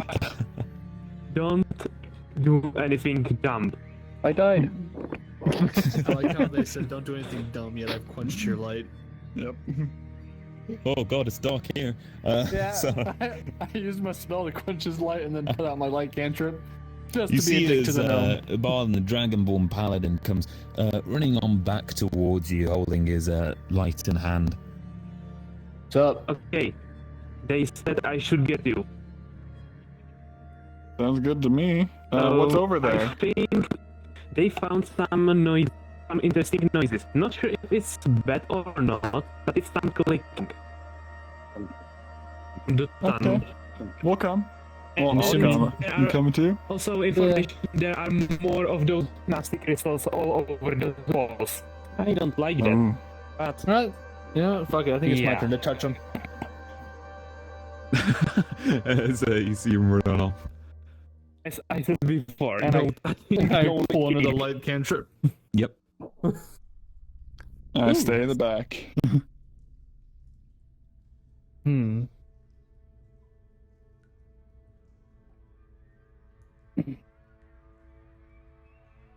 More inspect crystal. them. I'm gonna inspect these ones personally.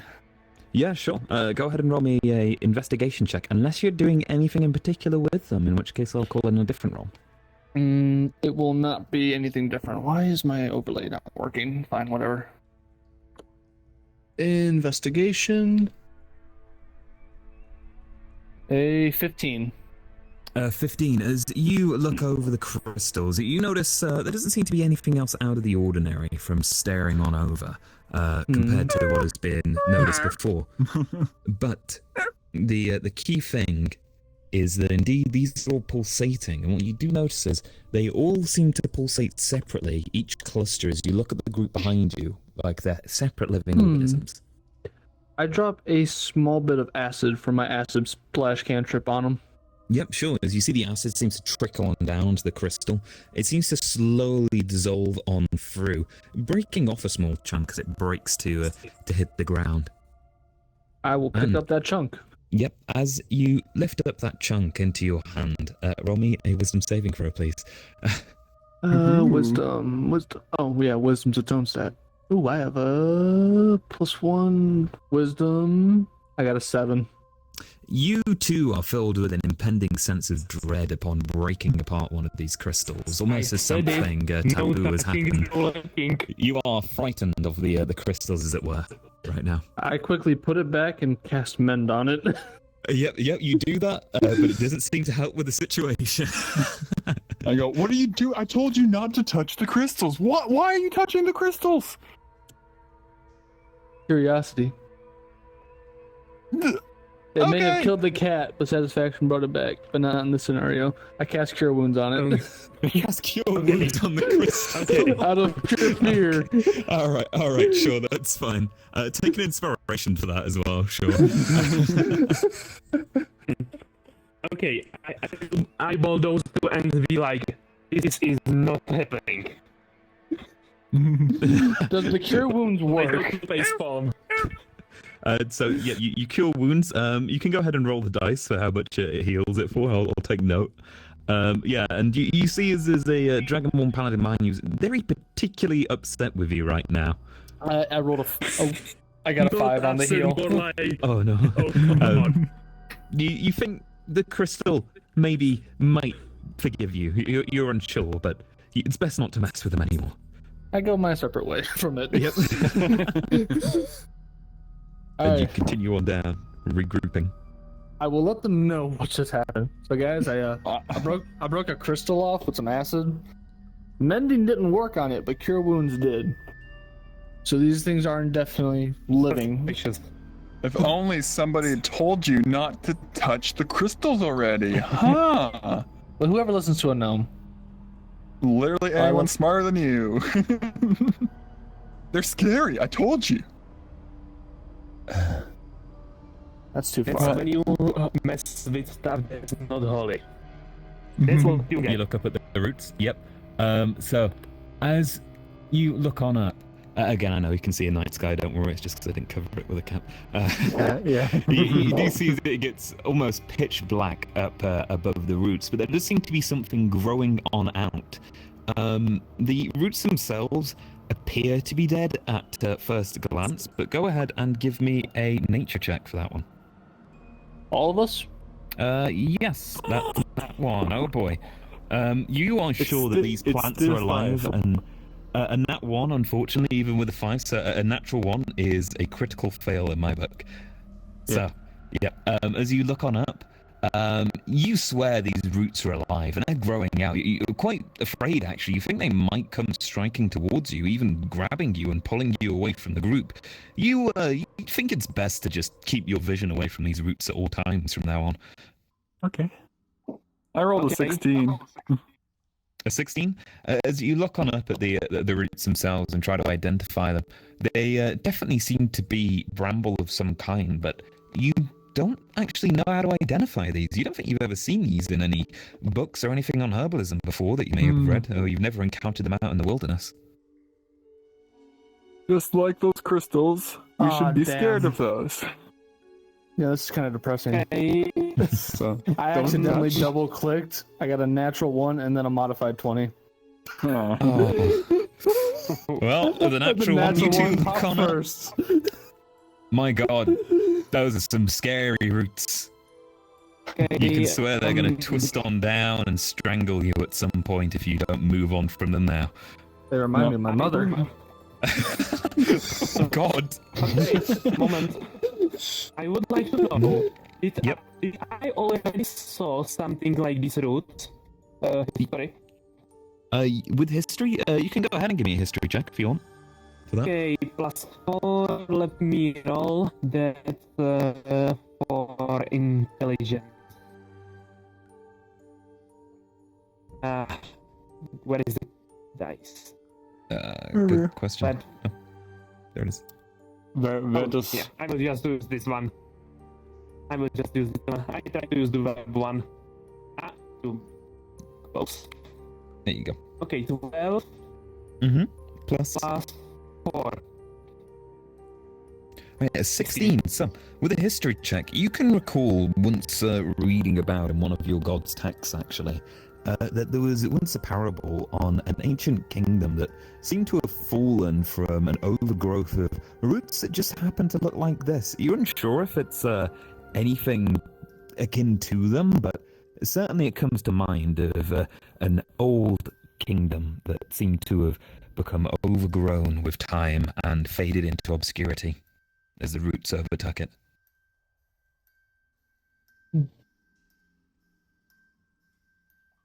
Now the real question is, does he tell us this? Mm-hmm. I kinda have a theory the roots could be somehow connected with the crystals, but I cannot say anything. You cut out a little bit recognize- for me there. Yeah.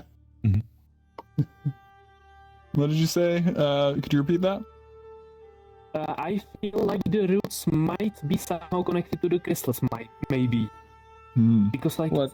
the whole cavern is living. We just multiple times celestial energy everywhere, especially in the crystals. Rita is going Okay. to slam the ground, like just the rocks. The moment Like the whole cavern's alive? Try and break a rock. Yep. have changed the. So, give me an attack roll on the Another cavern one. itself. Yeah, just give me a standard attack roll for that. Still not raging, so I'm still disadvantaged. 18 and... two Oh. 18s! You 20 smack something. the ground of the cavern as you feel the shock through your arms, but you just push into it further. You manage to actually split one of the rocks in half, but it just looks like a rock. You figured it out. I killed Maybe it. not the entire cavern is terrible. Just to be a dick, Yes. I'm going to use my thaumaturgy spell to make the ground rumble. Well, it's actually a cantrip. Oh my god. Okay, you make the ground rumble. Yep, the ground seems to rumble around you as the hammer strikes on down with this mighty force, and you even feel that the ground beneath your feet seems to shake. Damn, you're strong. Or was that the cavern responding to your attack? It's because I'm strong.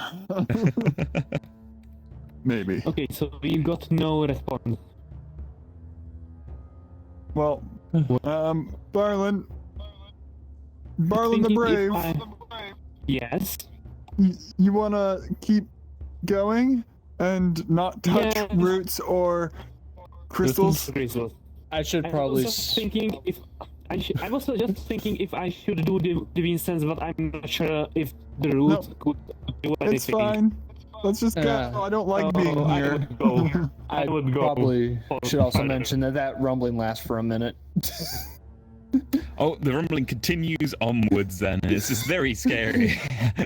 In that case, I guess we should mention about Ardez's clicking. Oh yeah, the clicking. I'm listening Forgot the into the clicking. cave if the Not clicking everyone. has changed from the rumbling. Ah, yes. So, as you listen out, considering you noticed it before, the clicking stopped. Okay. Can you hear it too? The clicking from the cave from before when we were here already, or? Considering you didn't do a perception check, you didn't mention it beforehand. No, you wouldn't hear it now, even if his Okay. perception check. Yeah, says because stopped. it stopped now. Yeah. Okay. Since I'm So aware, I just hear clicking rumbling. stopped. can I use Okay, the Is there do you have a theory how a way that could be if you just did how apart from that clicking down the tunnel? How it was loud and the reverb. I put my light on a rock and I throw it down there. Yep, sure. You throw your rock down, and as it heads further down, you in fact see that there seems to be what looks like a dead end further down ahead. Sounds suspicious. There was something, definitely. Well, there's only one way to truly find out. Yeah, but also we need to do it smart because we just I've- jump into that arms. I have a safe way to check for traps, but it's gonna put me at risk. Yeah, you will just walk into them. That's called walking in, yeah. I walk in.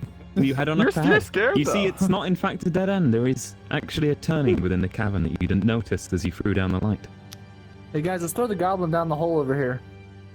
Or not the goblin, Just- the gnome. I do not appreciate that. Don't run in the front. It's dangerous. But again, the sound that you heard did definitely come from the right, interestingly enough. Rita Just to reiterate. walks the up to you. clicking sound came from the right. It came Can you from the stop right, being an yes. ass? So that means from here. Wait. Yep. Oh, well, actually, like, that's condescending. Stop being an asshole. Stop. Can we somehow? I will can consider someone it. somehow Thank you. inspect this place with something? She's like, does anyone like, have a skill really that up in your face about if it. anything was there? Because like That she could reach it's it. not there. And it As was much as a gnome can, yeah. Even if it wasn't maybe. I'm thinking I'm doing divine sense. This is fishy. Okay, yep, sure. Then go ahead and do your divine sense, and as you kind of sense into the area and the feeling of celestial energies around here, there is a very, very strong energy coming again further down to the right, as it were. If you were to follow a trail of it, it would in fact lead you down further into the cave and into a right turn. Scary cave. I don't like it. Shadow I'm not Over scared, but I don't like it. This sounds fishy. Whole cave is fish. Yeah. Of course, the path does seem to diverge into two directions you could take. I think we should definitely know what's the energy, but it's dangerous. Maybe dangerous. We don't know what it is. We could just walk right into that trap. Did the rumbling stop from you? Rita sees crystals in that side because I can see like a slight like shimmer of them, and Yep. we'll straight up just start walking this way. Yep, And like you start keeping an heading eye this on the way. crystals, like barely like watching where I'm going, just looking at the crystals, being afraid of them, and being like, no, like I want to go this way. Then you head on down. Okay, Immediately so away. you just run in the front They're again. taking He sees lead. Rita runs Out up. of fear. This is the crystals are that. No, I don't want to go that way. No. And still no crystals, so Okay. I'm just gonna keep going. Yep, pretty you much see until your I right turn. There's no more crystals within your sight right now. And I see As you continue running something forward. ahead. It doesn't look like crystals. Oh, It looks. I see something I don't like. Yep, I see I crystals. think. No, it's not crystals. They don't reflect the same. Now, Oh, there's red crystal. Run on in. And then I'll literally stop dead right here. You immediately notice your fear. Do not ahead. move. That should be the source of the energy. Crystal Don't phobia. touch it. I walk into the Can I- cave. You what? You're scared of walk crystals. into the cave. Yes. As you head on I'm in, following. roll me a perception check, please. That's persuasion, performance. What the fuck is my perception? Following. I am losing my train of thought. Perception, there it is. I 8. follow. Again. Okay.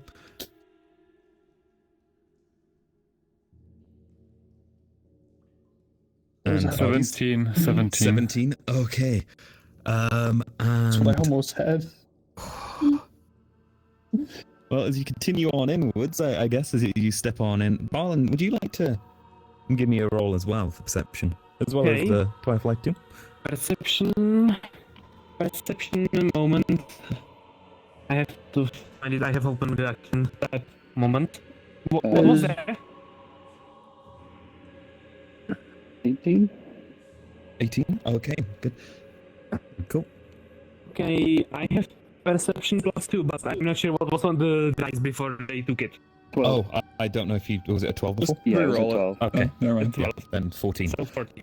Okay, then in that case, nobody seems to notice anything. I assume Rita's standing still at the entrance of the cave from Yep, here, right? not Yeah, even okay. looking for anything. Just But I go up Oh, to these yeah. crystals and I investigate them since they look different. sure, you do so. And as you immediately go to investigate them, give me that roll. Butterfly, you notice 12. there's a clicking in the back of your head. Something's around here. Oh. I got a 12 And- on invest. With that 12, you can roll me another wisdom save throws. You feel compelled to almost grab one of these crystals. It's calling to you, you feel. Wisdom. 12. 12. Okay. As you go to grab the crystal, immediately your vision goes black as the light that you had summoned just suddenly dies. What did I said? No Alongside that, crystals. all other light sources in the immediate area are extinguished. Oh, The only Okay. ones who isn't is Rita's light. yeah, damn right. Yep, so for now, let's just go Oh. ahead and Yep. delete these, make it a bit darker. but they glow. The crystals glow. Yeah. The crystals do glow, yes. Yeah. With the information. I'm just over the here still perception, touching a crystal. Since, as sorry, Cedra, you've already had the clicking. Yeah. I can get you to repeat the clicking as like a nice friendly calling. You had an 18. You did hear the clicking here. I have a 17. I didn't hear it. You No, didn't, but I had Firefly it. did. Yeah. But I can ask you to sort of repeat it as if it's like a loud, kind calling in terms of clicking. Not intensively and Yeah. Okay. it's clicking now. I would like to ask, do I know anything about those crystals? History again? They're amazing. Yeah, I see. Yep. Plus,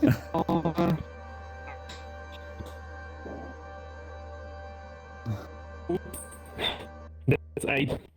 Nope, no idea of anything about them, unfortunately. But the one thing is, of course, with those light sources that die, Firefly, yours is also included, I'm afraid. Oh. Yep. I didn't see that one there. And Okay, As the anyone lights- else knows anything about the crystals? die on out. You see something strange. The shadow seems to just flicker along the back of the wall behind you. As right in front of Peace there, or Rita, sorry, there seems to be a small shadow just forming on the ground. And as you would look backwards if you're 18, that's fine. And Rita as well, with your position, you can see there's definitely something just leaning over the side of the wall.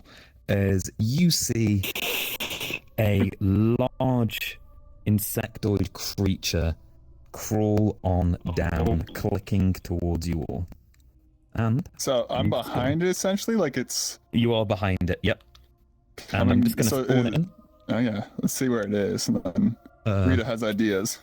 Let's see where it is indeed. Rita's gonna stealth attack. Okay, can we quickly do something with the creature? Do we know about it or something? Like, do we know if it's blind or does it orient by hearing, smelling?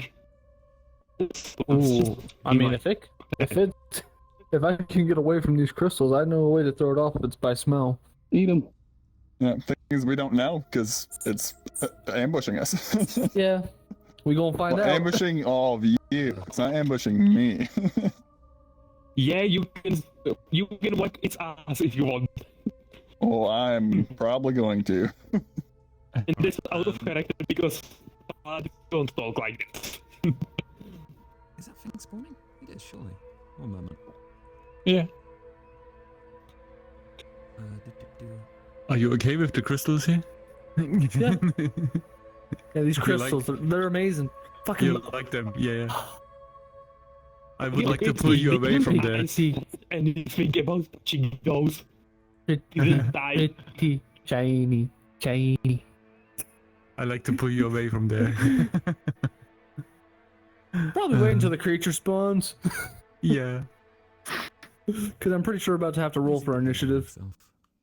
Okay, Could be, well, yeah. I'm going to need you guys to all go into fly mode for a second for me.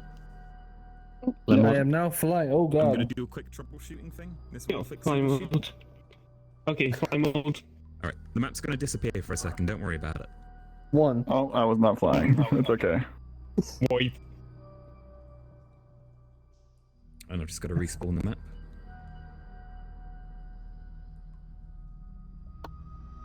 Oh! Well, there you go. There's your... Oh. It didn't hear Just the... turn around and away for a moment. Okay. It took a moment to spawn. Don't worry about that. Just a smidgen. Just a smidgen. Oh, hi, caves. What's up? Don't worry, it'll shrink its stuff down. God, just imagine fighting something that massive, though. Yeah, maybe not at level 3, guys. Okay, right, let me just get the layer. Wait, I thought we were level 4. Oh, you are level 4, sorry. Yeah. I was about to say, wait Maybe a not at second. level 4 then. We good to come out of fly? Yes, you're fine now. Okay. Back to Right, rubbing the Let me crystals. just check his height. Perfect. Woohoo! I like it. It's a nice There we pet. go. Mm-hmm. The final boss, the massive Tomo. Pat.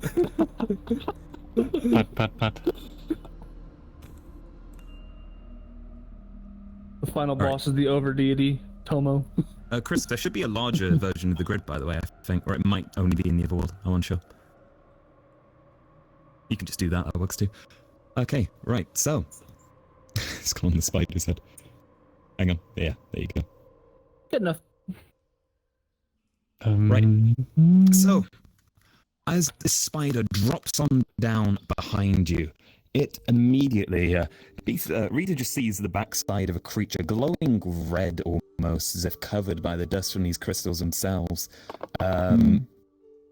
Its backside is completely visible to you. It doesn't seem to have even taken notice of you, thankfully. But everyone else you see as this creature drops on down, aside from those who are maybe a bit too occupied with the crystals.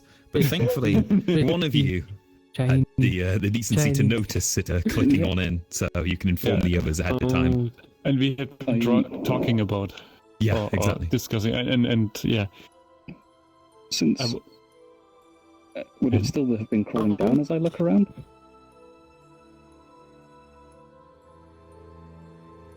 I would like to cast level on animal friendship. I don't know if it's friendly. Okay, right. That's all set up. Nice. So, first things first. Roll initiative for me, please, as the spider seems to lurch on forward, clearly trying to hunt you down as its prey. Where's the dice? The dice is somewhere. Straight out. Me as well, or am I just last because I'm occupied? You can roll as well, but roll me 2 rolls and take the lowest for the initiative, please. Gotcha. What shall I do? So initiative roll, you'll have on your sheet a initiative section, and that will give you the statistic you need to roll there. The lowest Or I got give you was a the bonus you 16. Okay, cool. All right. I got a 16 and an 18. Oh, that's extra field. Okay. Just That's not even modified yet. Oh no, I have a +0 to initiative. Yeah, 16. Okay. Cool. Right. One sec. Where did I put it?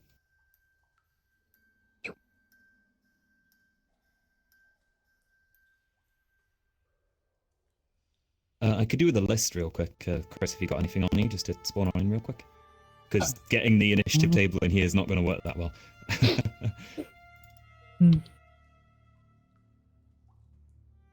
Yep. Sorry. One more. And while that's sorted out for a sec, I'll just go to the toilet for a quick break. Okay. I've got 20 and modifier 1. There you go, Chris. What did you say? I've got 20 and modifier is +1. So nat 20 will put you at the top of the initiative list anyway. It's a good roll. Okay, right. BRB, just one quick moment then. Okay.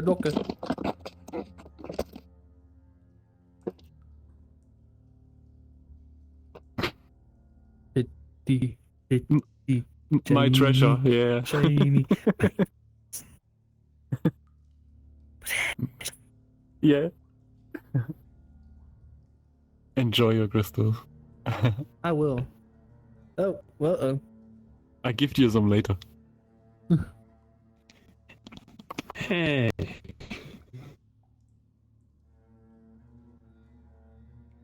Okay, I'm right back. Wait, we're having a short break, basically. Alright, so... Yeah. And I would like to get something to drink and...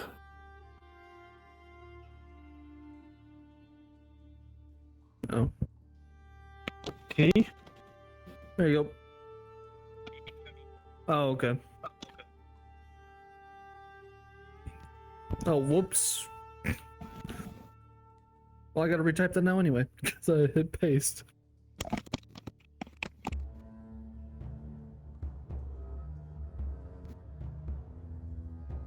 Alright, I'm back. Ah, cool, you just brought the actual sheet over.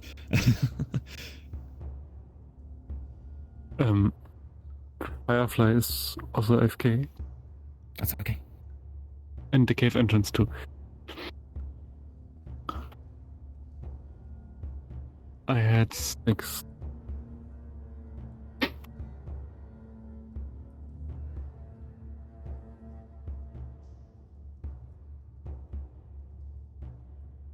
Yeah, that's great.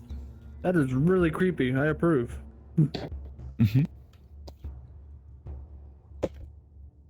Yeah. We have a load of 3D models, animations, and stuff we're bringing on in for creatures and so on. Which is good. Yes. We even joked one time about making a spider into a mount in the past. I am totally down for that. Where do I sign up? It's really weird only seeing the back of it. Oh, okay, never mind. We'll actually do it.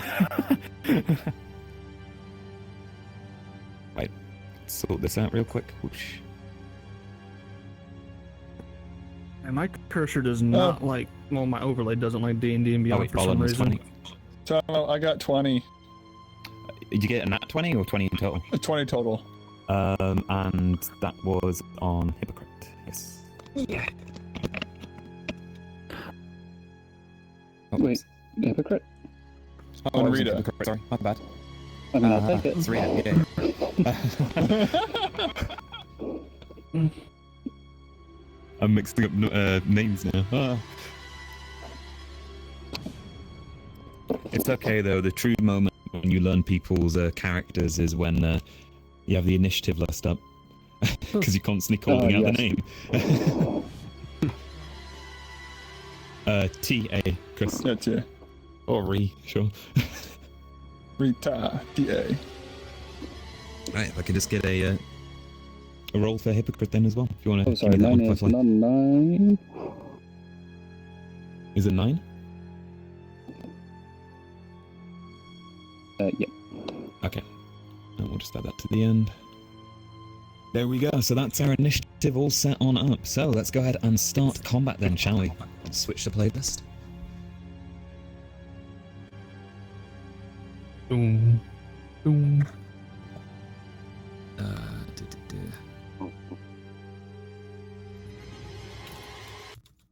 Hey, get all those bad rolls out of the way.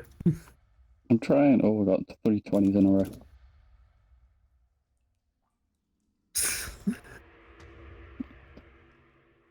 Okay. So, first up on the initiative list is Barlan. So, let's go over some combat stuff. So, first things first, you are able to do 3 different types of actions. So, you have your movement, you have your action, and you have your bonus action. So, as a paladin, thankfully I play one of these in one of my campaigns, your typical method for fighting is using perhaps your melee weaponry you have and using Smite, which is a feature your class has as well. Yep, if you've looked that up. Cool. Right. Then you have 30 feet of movement, I believe. It will say on your sheet for you. So each square is 5 foot. You might not be able to see some squares here, but you can easily justify just from looking to the side the amount there. So you have 30 foot of movement. If you wanted to move towards it, you're more than welcome to. Or you can move away, whatever you want. Or you can even do things such as preparing action, so you can delay your attack. But movement, action. So there's movement, there's actions. Your attack counts as an action, and then bonus actions are listed on your sheet. So it all should be pretty self-explanatory. So I'll let you decide what you want to do. Already put up the action tab. Okay, back. Welcome back.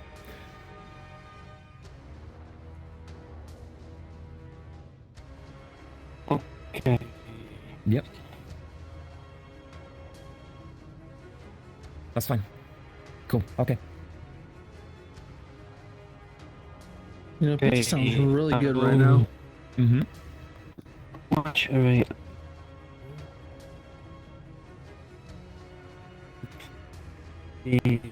Oh, I grabbed that. Whoops, sorry, everybody. Just undo. Don't worry.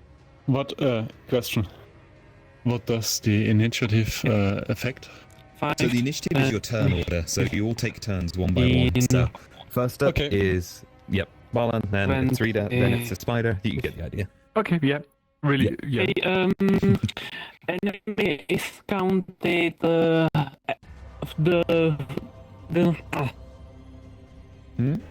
range I'm from the enemy is counted from its center or from the space. So anything that it takes over in this particular case, if you're standing here, then you can attack it. So the center mass basically is the squares that it's taking up. Okay. This counts as a large enemy, so it's 4 squares by technicality. Yes. Oh, 5. Ten. 5 feet reach, that's one space. It's funny. The two people, you and me, that have been close and have been You realizing can it, move diagonally as well, just to let you know. are having the last initiative. Yeah, I didn't want to look at it. Okay. Doesn't moving diagonally take 10 feet? No, it just takes 5 feet in D&D. Okay. 5 yeah. In other systems, though, it I'm does. Yeah. going. Oh no, my DM has diagonals count as 10. Oh, interesting. Yeah. No, it's by default. It's 5 foot even for diagonals. Okay. Is there? Gotta Is love there- I'm that. going to. Okay, I'm going to attack Firefly with. did more or less realize that the thing is coming. Sorry, one No moment. problem. Just finish talking. Amazing. I was saying, okay, I will move here where I am and attack with rapier and smite. Yep, sure. So, first of all, you can only smite on attacks that you hit, but if you move here, you need to be within Okay. 5 foot range of it, so you're not able to attack from this Okay. range, so you need to move a bit closer. So here. There so would here. be okay in this 20. case, just because of the length. We'll go with its actual Okay. squares it's taking up, that's fine. And that feet reach his DC plus 6. So, all you need to do is make an attack roll for me. So you should see with your weapon that's equipped, the attack roll modifier you have there. So you just need to roll the dice and add that modifier to it, and I will tell you Okay, if it hits or not. Where is the dice? Again. There is a dice somewhere. Right there. Why are they disappearing Oh, always? No, we just keep losing them. There you go. Above, look above. And that's 1d8, so alt, or The squares are on. open the menu.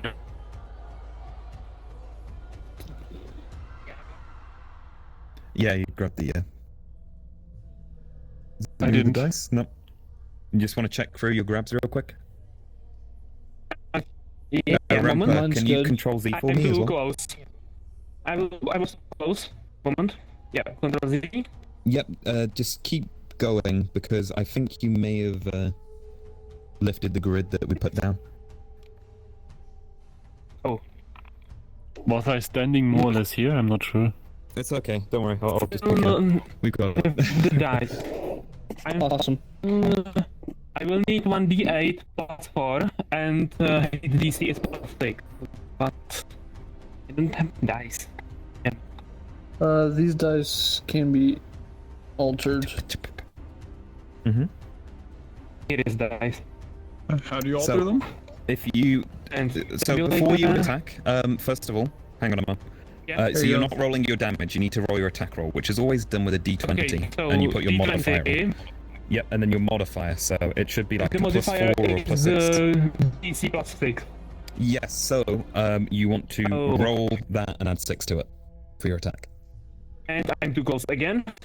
Don't worry. I can't catch it. Do you need a larger dice? I'll just make it larger for you. I'd say 19, close to a crit. Okay, Plus so 6. 19 plus 6, that. And 5.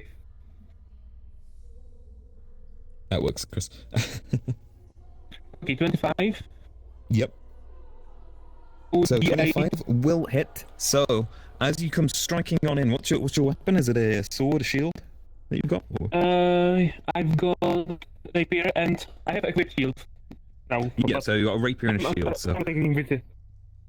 you come stabbing on in towards a spider's leg with your rapier. So go ahead and roll me that attack damage as you make contact Okay, through part of its leg as you manage to squeeze You said it on D8? in. Is it a D8 for the damage? Yep. Yeah, 1d8 plus Okay. 4. There you go. So roll that D8. I'm too close. You can Oh, also my bad. hit tab for the dice as well. 1 Oh. plus 4 5. is 5. I did mine, so...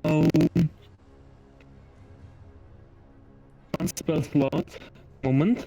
Mhm. I So remove smite the as spell well. slot. I think it's 2d6 as well, and you use a spell slot for it. One Yes. moment. There is 2d8. Oh, 2d8. Extra You get- radiant. Okay, so first of all, the first lot of damage was +4, right? So that's 5 damage from the piercing. So you stab in your rapier right underneath a gap within the chitinous armor on the spider's leg itself, and it suddenly lights on up with a bright flame as it seems to spread over the spider's legs. It lifts you up partly as you rip it on out. So go ahead and roll me that smite One. damage. You can actually 7. just double click. Okay, that's fine. And 7 plus 4. 4. That's 11 damage as well on top. So do. And I think the turn is now over. Yep, and that's your turn. So as you stab in this blade and ignite the spider, you see its leg, of course, lifts you up and it just throws you off as you cause it a great deal of pain with that smite attack. It is very heavily damaged, it seems, by that. It definitely doesn't like it. And next on up, we have... Oh, is there anything else you wanted to do? Standing here for the... Yep, that's fine. You're not moving out of its attack range, so that's all good. Okay, cool. Right, then, Rita, it's your turn. All right. So, Rita grabs her maul, and you Yep. hear a little tiny gnomish scream, yell of anger and intensity as they go into a rage. And as they go into a rage, the screams are echoing throughout the cavern, and there's like a green wave of energy where all of a sudden I rolled on my wild magic table as the wild magic courses through. Yep. And a little pixie shows up 5 feet above of where the spider is. And it is screaming, like matching the same scream, but even tinier. They have a little like, wah! Double screaming in rage. Yep. And it will explode at the end of the current turn. And so like the energy around it is swelling. And Cool. I will do a reckless attack with my maul, which would normally give me advantage, but I have But it disadvantage. just standardizes it. Yep. So it's just That's standard. And we'll try and... Ooh, come on. Oh no. 7 plus 3, was it? No, whoops. 4. So 11 to hit. 11 does not hit, unfortunately, as you come striking on in with your hammer, and as you scream along this pixie that you summon, you realize that scream is quite high pitched, as you kind of just lose your focus on the hammer, even though you're putting all of your rage and might into the swing, and you strike the rock at the side instead, as everyone hears just this screaming in the distance, followed by the smashing of something nearby behind the spider. I feel like the crystals are what distracted me the most, because I can still see them. Yep. But then at the end, the pixie's screaming, it gets louder and louder, and they explode. And the creature within 5 feet of it, I had it like flying above. I think that makes sense. It has to make a DC 11 dexterity saving throw. Yep. Okay. Oh, one more.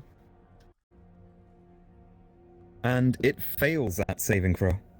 So it takes, I'm going to roll on the D&D Beyond, 3 force damage. Ooh. As the pixie continues screaming, as you just see its head seems to expand as it's screaming louder and louder until finally, poof, as the head detonates, you see a mystical green pulsating force that seems to just knock straight into the back of the abdomen of this spider, as you see a small punt inside of the shell and a small crack that seems to make itself known there. Okay, and it is the spider's turn, who is going to immediately, considering its position, turn to face towards Barlan, and it's going to lunge towards you. Hang on, I need to actually twist it correctly. There you go. Shoot. Oh, I only have horizontal turning on this. Don't worry. But yeah, it turns towards you anyways. You're on a square, right? Or did you move at all? I'm moving because the dice is on my head. Oh, that's okay. So the dice is where you go. That's fine. Okay, so as the spider turns towards you to go on in for an attack, it lifts up both of its legs and leaps towards you. Okay. What's your AC? AC is 18. 18. The spider actually misses you with its first attack as it comes leaping on towards you, but you manage to just step on back or guard with your shield at the right moment and just push it back as it's leaping. It then seems to lift up its back, arching it towards the group in front of it as it shoots out a web over towards Ardes and Firefly. So that being Heepa and Cedra. So could you both give me dexterity saving throws, please?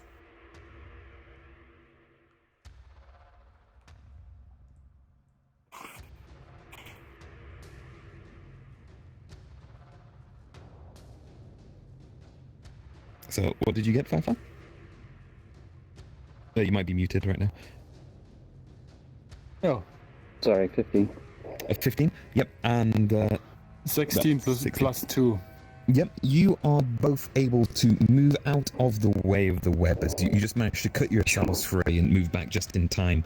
As the web itself seems to have a strange reddish tint to it, and it even produces a foul odor as well. You feel glad that you managed to jump over it for now. And that ends the spider's turn. Next up is Skelly. crystal shiny. As you stare at the shiny crystals. But you do hear a screaming sound behind you. Oh, that was Chris, my bad. Hang on, let me set you down on your roll again, Chris. There you go. Alright.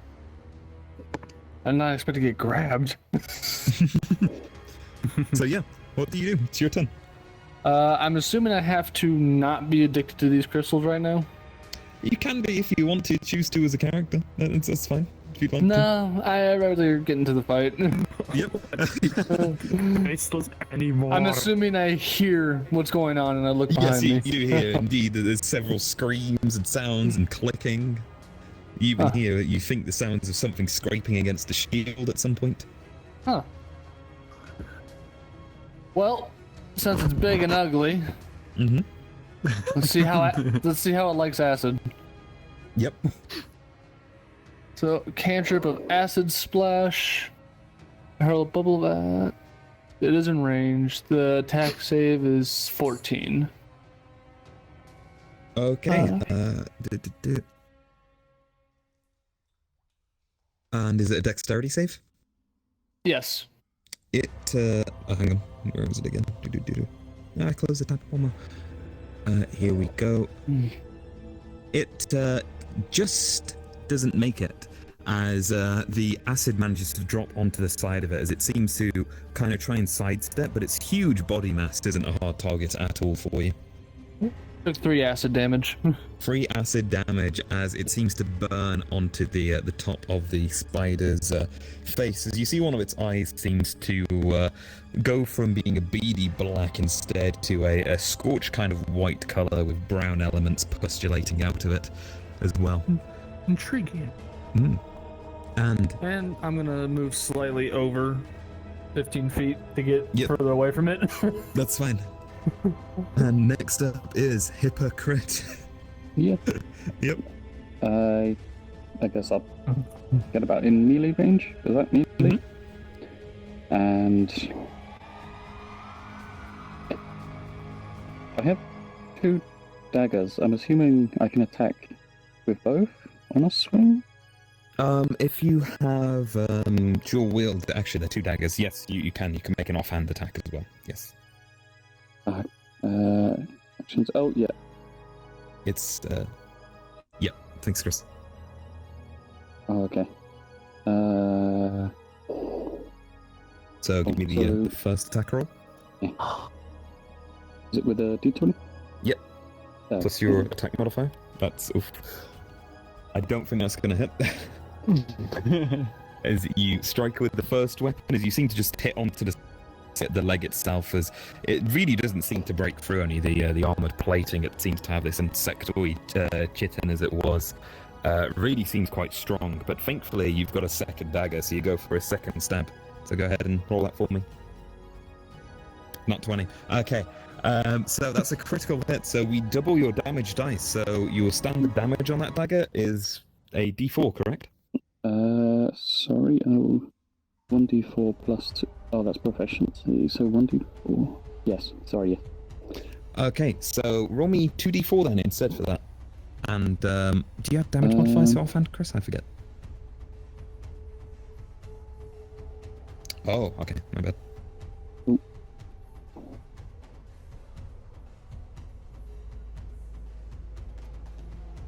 You can as well, just to let you know. Oh, sorry. So that's 5 damage. You can just put in 2 on the center of the dice if you double click the trigger, and Yes. it will add it together for you. If I could roll. There we go. Yeah.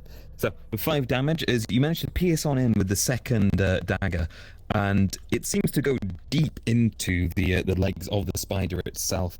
As you scrape it on down, and you hear a crack as you rip on out the dagger as well. And you see that leg seems to tilt on down a bit, very heavily damaged. Okay, and next up we have Cedra. I like that spider. But I will move a little bit into the distance. Mm-hmm. And will do a cantrip frostbite. Frostbite. Okay. Yep. Sure. Yeah. Can you just give me the attack description for that one, or the spell description? I think it's a spell it does save DC. have attacks. Wait a second. Who's what? Okay. The target must take a Constitution saving throw. Yep. What's it got to make for that? What's your spell save DC on your character sheet?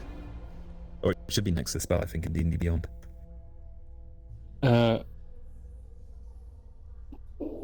I didn't get the question. What's your spell save DC? So it should be on your sheet. Yeah, when you hit spells, it'll be at the top under the tabs, and it'll be the third one on the right. If you're in D&D and Beyond. I am there, yeah. Yeah, so hit your spells tab, and it'll be the 3 numbers directly under features and traits. I guess we are in a different thing. Underneath armor class and initiative. I'm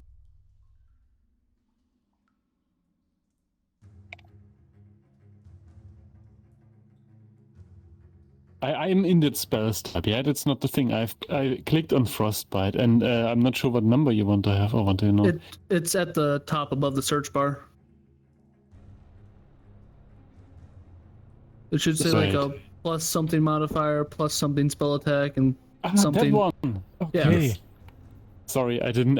I thought no it's in the Frostbite data and not up there. No, it's at the top. So what's the save? It's save DC 11, spell attack 3, and the modifier 1. There you go. Okay, so it's 11.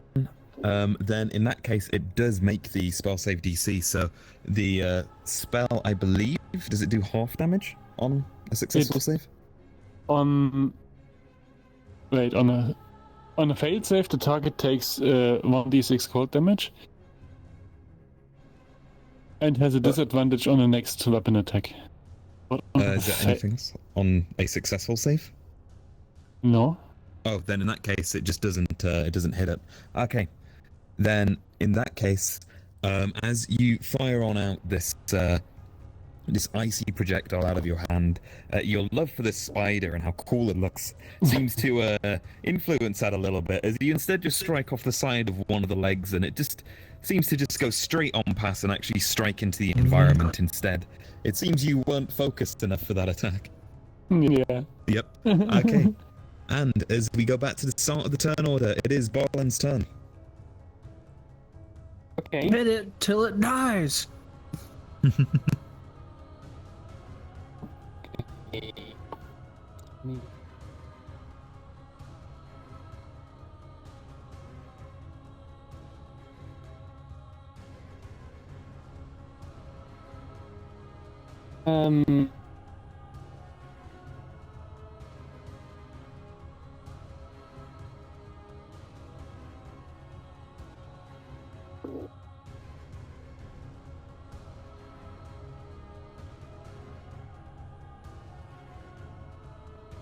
going to do regular attack by rapier. Okay, yep, so you go for regular attack with your rapier to start with. Go ahead and give me the attack roll for that. Here's your d20.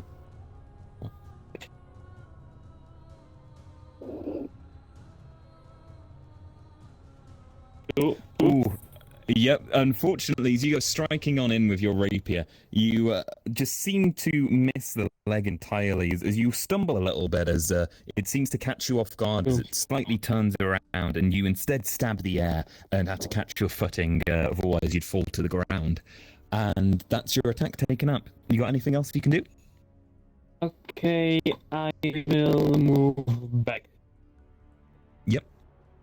Oh, wait, actually, sorry. As you move back, so there's a thing in D&D which is an opportunity attack. So when you're in melee combat range with something, if you don't take a disengage action, which would be taken instead of your attack, that creature will get a reaction on you, which is a free attack, essentially. So are you willing to take that hit, or would you like to stay where you are? I think I might stay. It's all...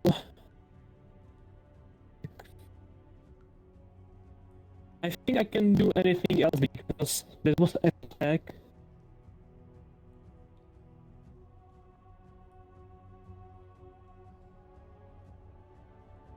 Yeah, it's the thing. You again, disengaging is usually an action, unless you're a rogue, in which case it could be a bonus action and all sorts. So it's more of a class thing than anything. Yeah, so I think I'm done because I have attacked, and I think cantrips are also attack. Yep, that's all good. Attacking spell. Yep. Okay. Cool. Right. Then next up is Rita. All right. Rita does another scream and another fairy with the same. It's a rinse and repeat as a bonus action. I can have another fairy show up. Yeah. Same thing, 5 feet above it, screaming alongside me as I do a reckless swing. I rolled a 3.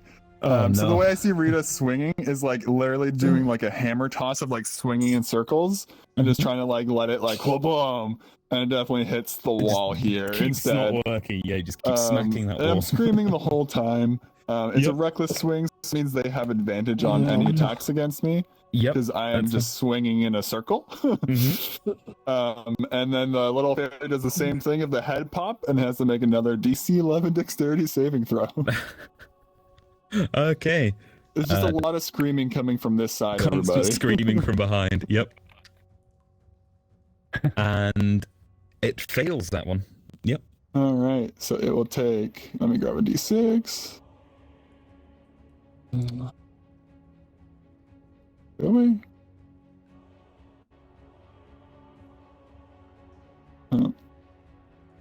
6 damage, of course. 6 damage. Nice. That was good. Okay. As My the fairies are doing fairy more than me. explodes in the back, well, you might not be able to hit with the hammer. This helpful little fairy that keeps appearing is really helping you out. As the crack on the abdomen seems to grow stronger and stronger, as you're noticing there's some fleshy strands inside of there. Something pink. It looks very raw, whatever it is. And after Rita is the spider, who, realizing there's something going on behind it, my bad, turns on around. No. To face towards Rita. Oh no. And oh dear. Okay. Sorry, I need to get this token. There we go. Now I know what your face looks like. This is creepy.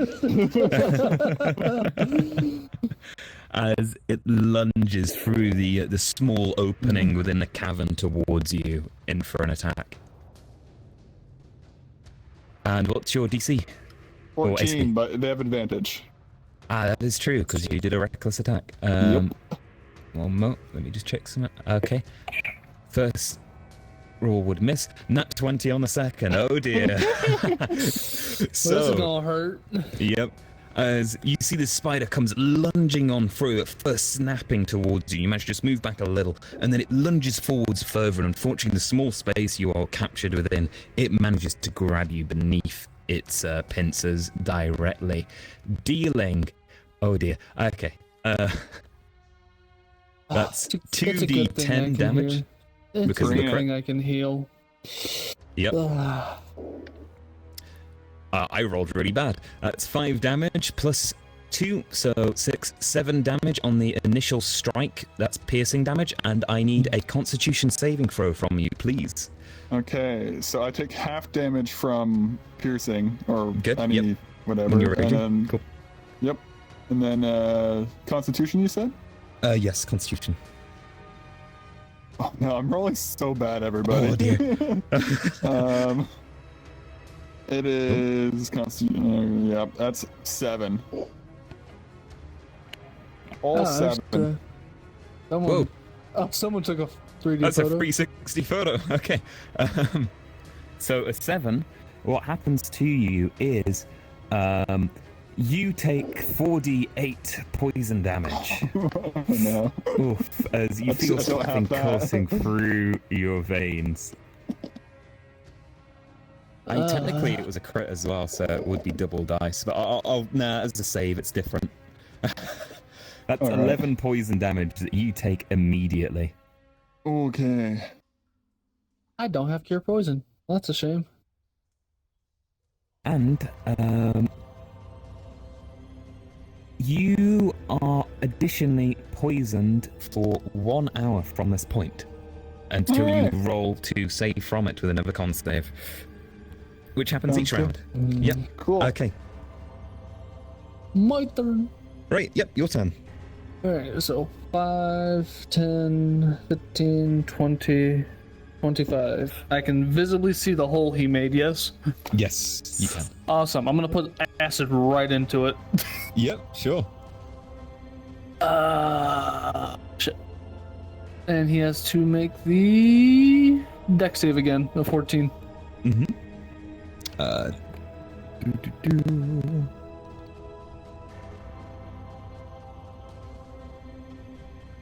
It fails. More.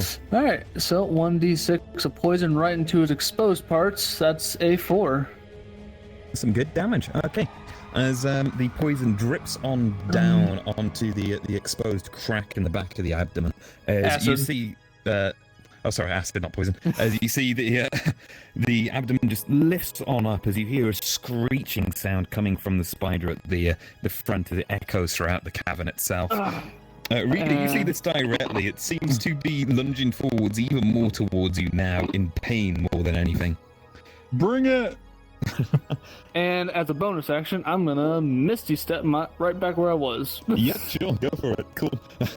As you teleport on backwards. Okay, and next up is Heepa. Can I sneak attack if it's focused on? You can, yes. Sorry, I'm in the camera. Oh, okay. Don't worry, it's fine. So Is that an at 20? yeah, that was. Oh my god. Okay. Yeah. All right. Let's see. Double your damage for the initial dice pool then on the attack, and your sneak attack dice too. Oh, if I grab that.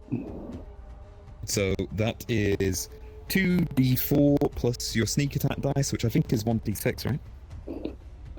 Once per turn, you can deal an Was it extra 2d6? 2d6. So that's 4d6 as well. So that is a lot of damage. So 2d4 and then 4d6, please. 2d4. 3. Ooh. Quickly do so. That's 4 total, and then. Ooh.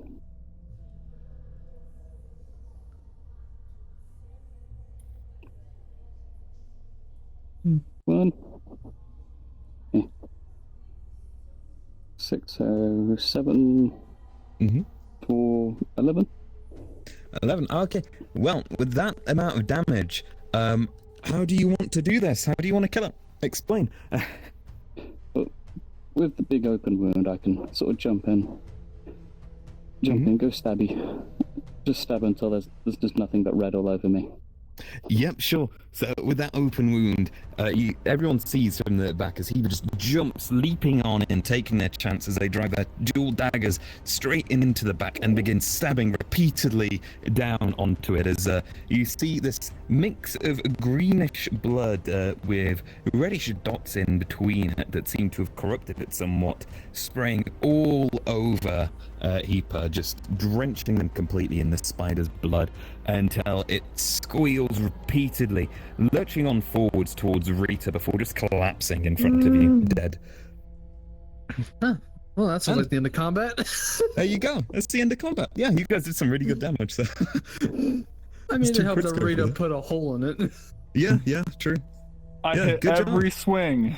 And as we end the first bit of combat there, we are actually running a bit over on the session. So what I'm going to say is we'll end up in just a moment, but there is something you notice as the spider lays dead. That seems to be exposed in its abdomen after after Heeper is repeatedly stabbed into it. There seems to be something crystalline sticking out of the backside. I cast Detect Poison and Disease on it. It does not seem to be poisoned or diseased. But you see Rita being very poisoned, running up. Rita is definitely poisoned. Yep. My brave paladin, you said you can help with poison. I'm poisoned. You would like to lay on hands on Rita. Yep. And cure the poison. Yep, sure. You use 5 points of that, and you cure the poison that's on Rita, and you can heal for 5 points. Also heal up. Yes, you can use some on yourself too. So choose the amount you want to use and just subtract it. Enough, but Yep. Hold on. I can just heal everyone at once. Ah, that's true, actually. Yeah, AoE. I took the prayer of healing. Mm-hmm. So I'm just going to use that real fast and heal everyone around us. Cool. So, okay, go ahead and roll that healing. 2d8 plus 4, since I rolled a 12. Wow. So I used a level 2. Yep, then that's 12 health points back to everyone who took damage, so you're back up to your maxes, probably, I think. Not as quite. Peace, you would have the 5 as well, used from removing your poison that was on you. Yeah, so you should be back. Okay. Is it 5 and healing poison? 5 and 12. Yeah. So the 5 heals a poison because it's lay on Okay, hands. okay, who was removing the poison? No, thank you, Barlin. That was scary. I'm confused totally now. Who was healing? Who was removing poison? So you healed my poison. And then I we healed had everyone. Yeah. Okay, so -5. Yes. Okay, and with that, you notice this crystalline structure sticking out the backside of the abdomen of the spider. Being needy to pin it already, I pull it out? Or attempt to pull it out? Yep, sure. As you grip your hands around it and rip it on out, it seems to be something very much resembling a crystalline sword. It's a mixture of red and whitish crystals that seem to protrude from one and another. It seems to be a weapon of some kind. Can I... Is there like a way to detect if it's affecting me? By wielding it? So you can choose to attune to it, which, since it's a magic item, will give you the details on it. Yes. I'm not sure. Where's attune? Is that insight? So no, attuning is just an action you do for basically assigning to your character magical items. You spend some time attuning to it, essentially, as it is, and you have like a slot limit on magic items too. In the case of the one shot, don't worry too much about it. It's just if you choose to attune, it's bound to your character essentially until you unattune from it. That's how it works. Yep, it's like claiming loot basically. Yeah. Sure. I attune either the butt sword, the bug sword, or butt sword. Sorry. the bug sword, the butt sword. So as you attune to it, you immediately notice as something seems to stick into your hand for a moment, and you feel a slight prick, a small pain. But it soon retracts as you feel almost connected to this crystalline blade itself, as it seems to shrink in down on itself, resembling the size of a dagger much more instead, with a sharpened edge. So what this dagger does is, instead of being a 1d4, it is a 1d8 now for damage on this particular weapon. And its special ability is it shifts to whatever weapon the wielder desires, so it can change weapon types. Oh, okay. And it's called the Crystal Blade. I'll sort it out for you for your character sheet within the Delver campaign room, so you'll be all sorted. Okay, Yes. cool. Right then, and with that weapon found and the spider defeated as you stand among this crystalline red cave, we will end the first part of the free shot at this rate session. So, thank you all for attending. Did you all enjoy that so far? Oh, yeah. It was lots of fun. Thank you, Tom. Awesome. Yeah, no probs. Oh, I'm glad. Everything to your expectations and so on? I got to mess with the gnome, so I'm happy. The blacksmith was fun too. Awesome. I really did like being behind the spider, because like when it did turn around, I'm like, oh, that's its face, but like I literally did not see its face until it turned around. Yep. Yeah, I think it's cool, like, doing stuff in VR, or even just from, like, a 3D perspective can add a lot to it, because there's certain visual elements you can hide and so on. And while we're not really at the point where we're, like, shooting spells out of our hands actually yet, it's still really cool to see, like, the complete separation from just having your imagination to having a full visual representation that you're acting with, too. Like, I think it changes it quite a bit. So, yeah, it's a lot of fun to run as well. Props are fun. Yeah, props are great. Tom, I forgot. I have a magic focus. Do you still require components for that? No, so it's a component cost up to, I think, 10 silver pieces. It might be a little bit more. So a magic focus will cover most things. It wouldn't cover your identify, for example, that you did previously. But the identify is a fate touch that I have. That's divine. Yeah. Yeah, never mind. That's fine then. Yeah, all good. You built your character well. Yes, by accident. Well, yeah. Anyways, thank you for attending, everyone, and hopefully you all free next Saturday as well. Okay, That works for me, I think. Yep, otherwise we can discuss something. Yep. Then in that case, we will continue then further onwards into the cavern system itself. Okay. And with that, Chris, is the camera on me? Yep. Cool. No? Ooh.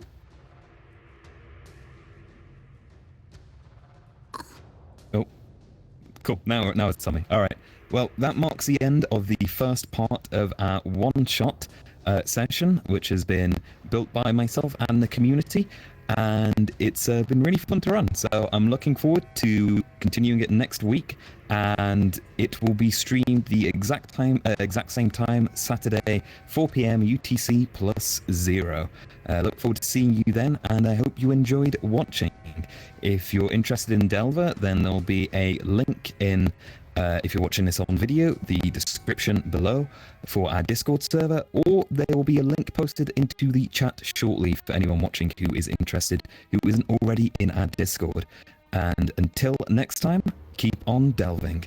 Thank you for joining us.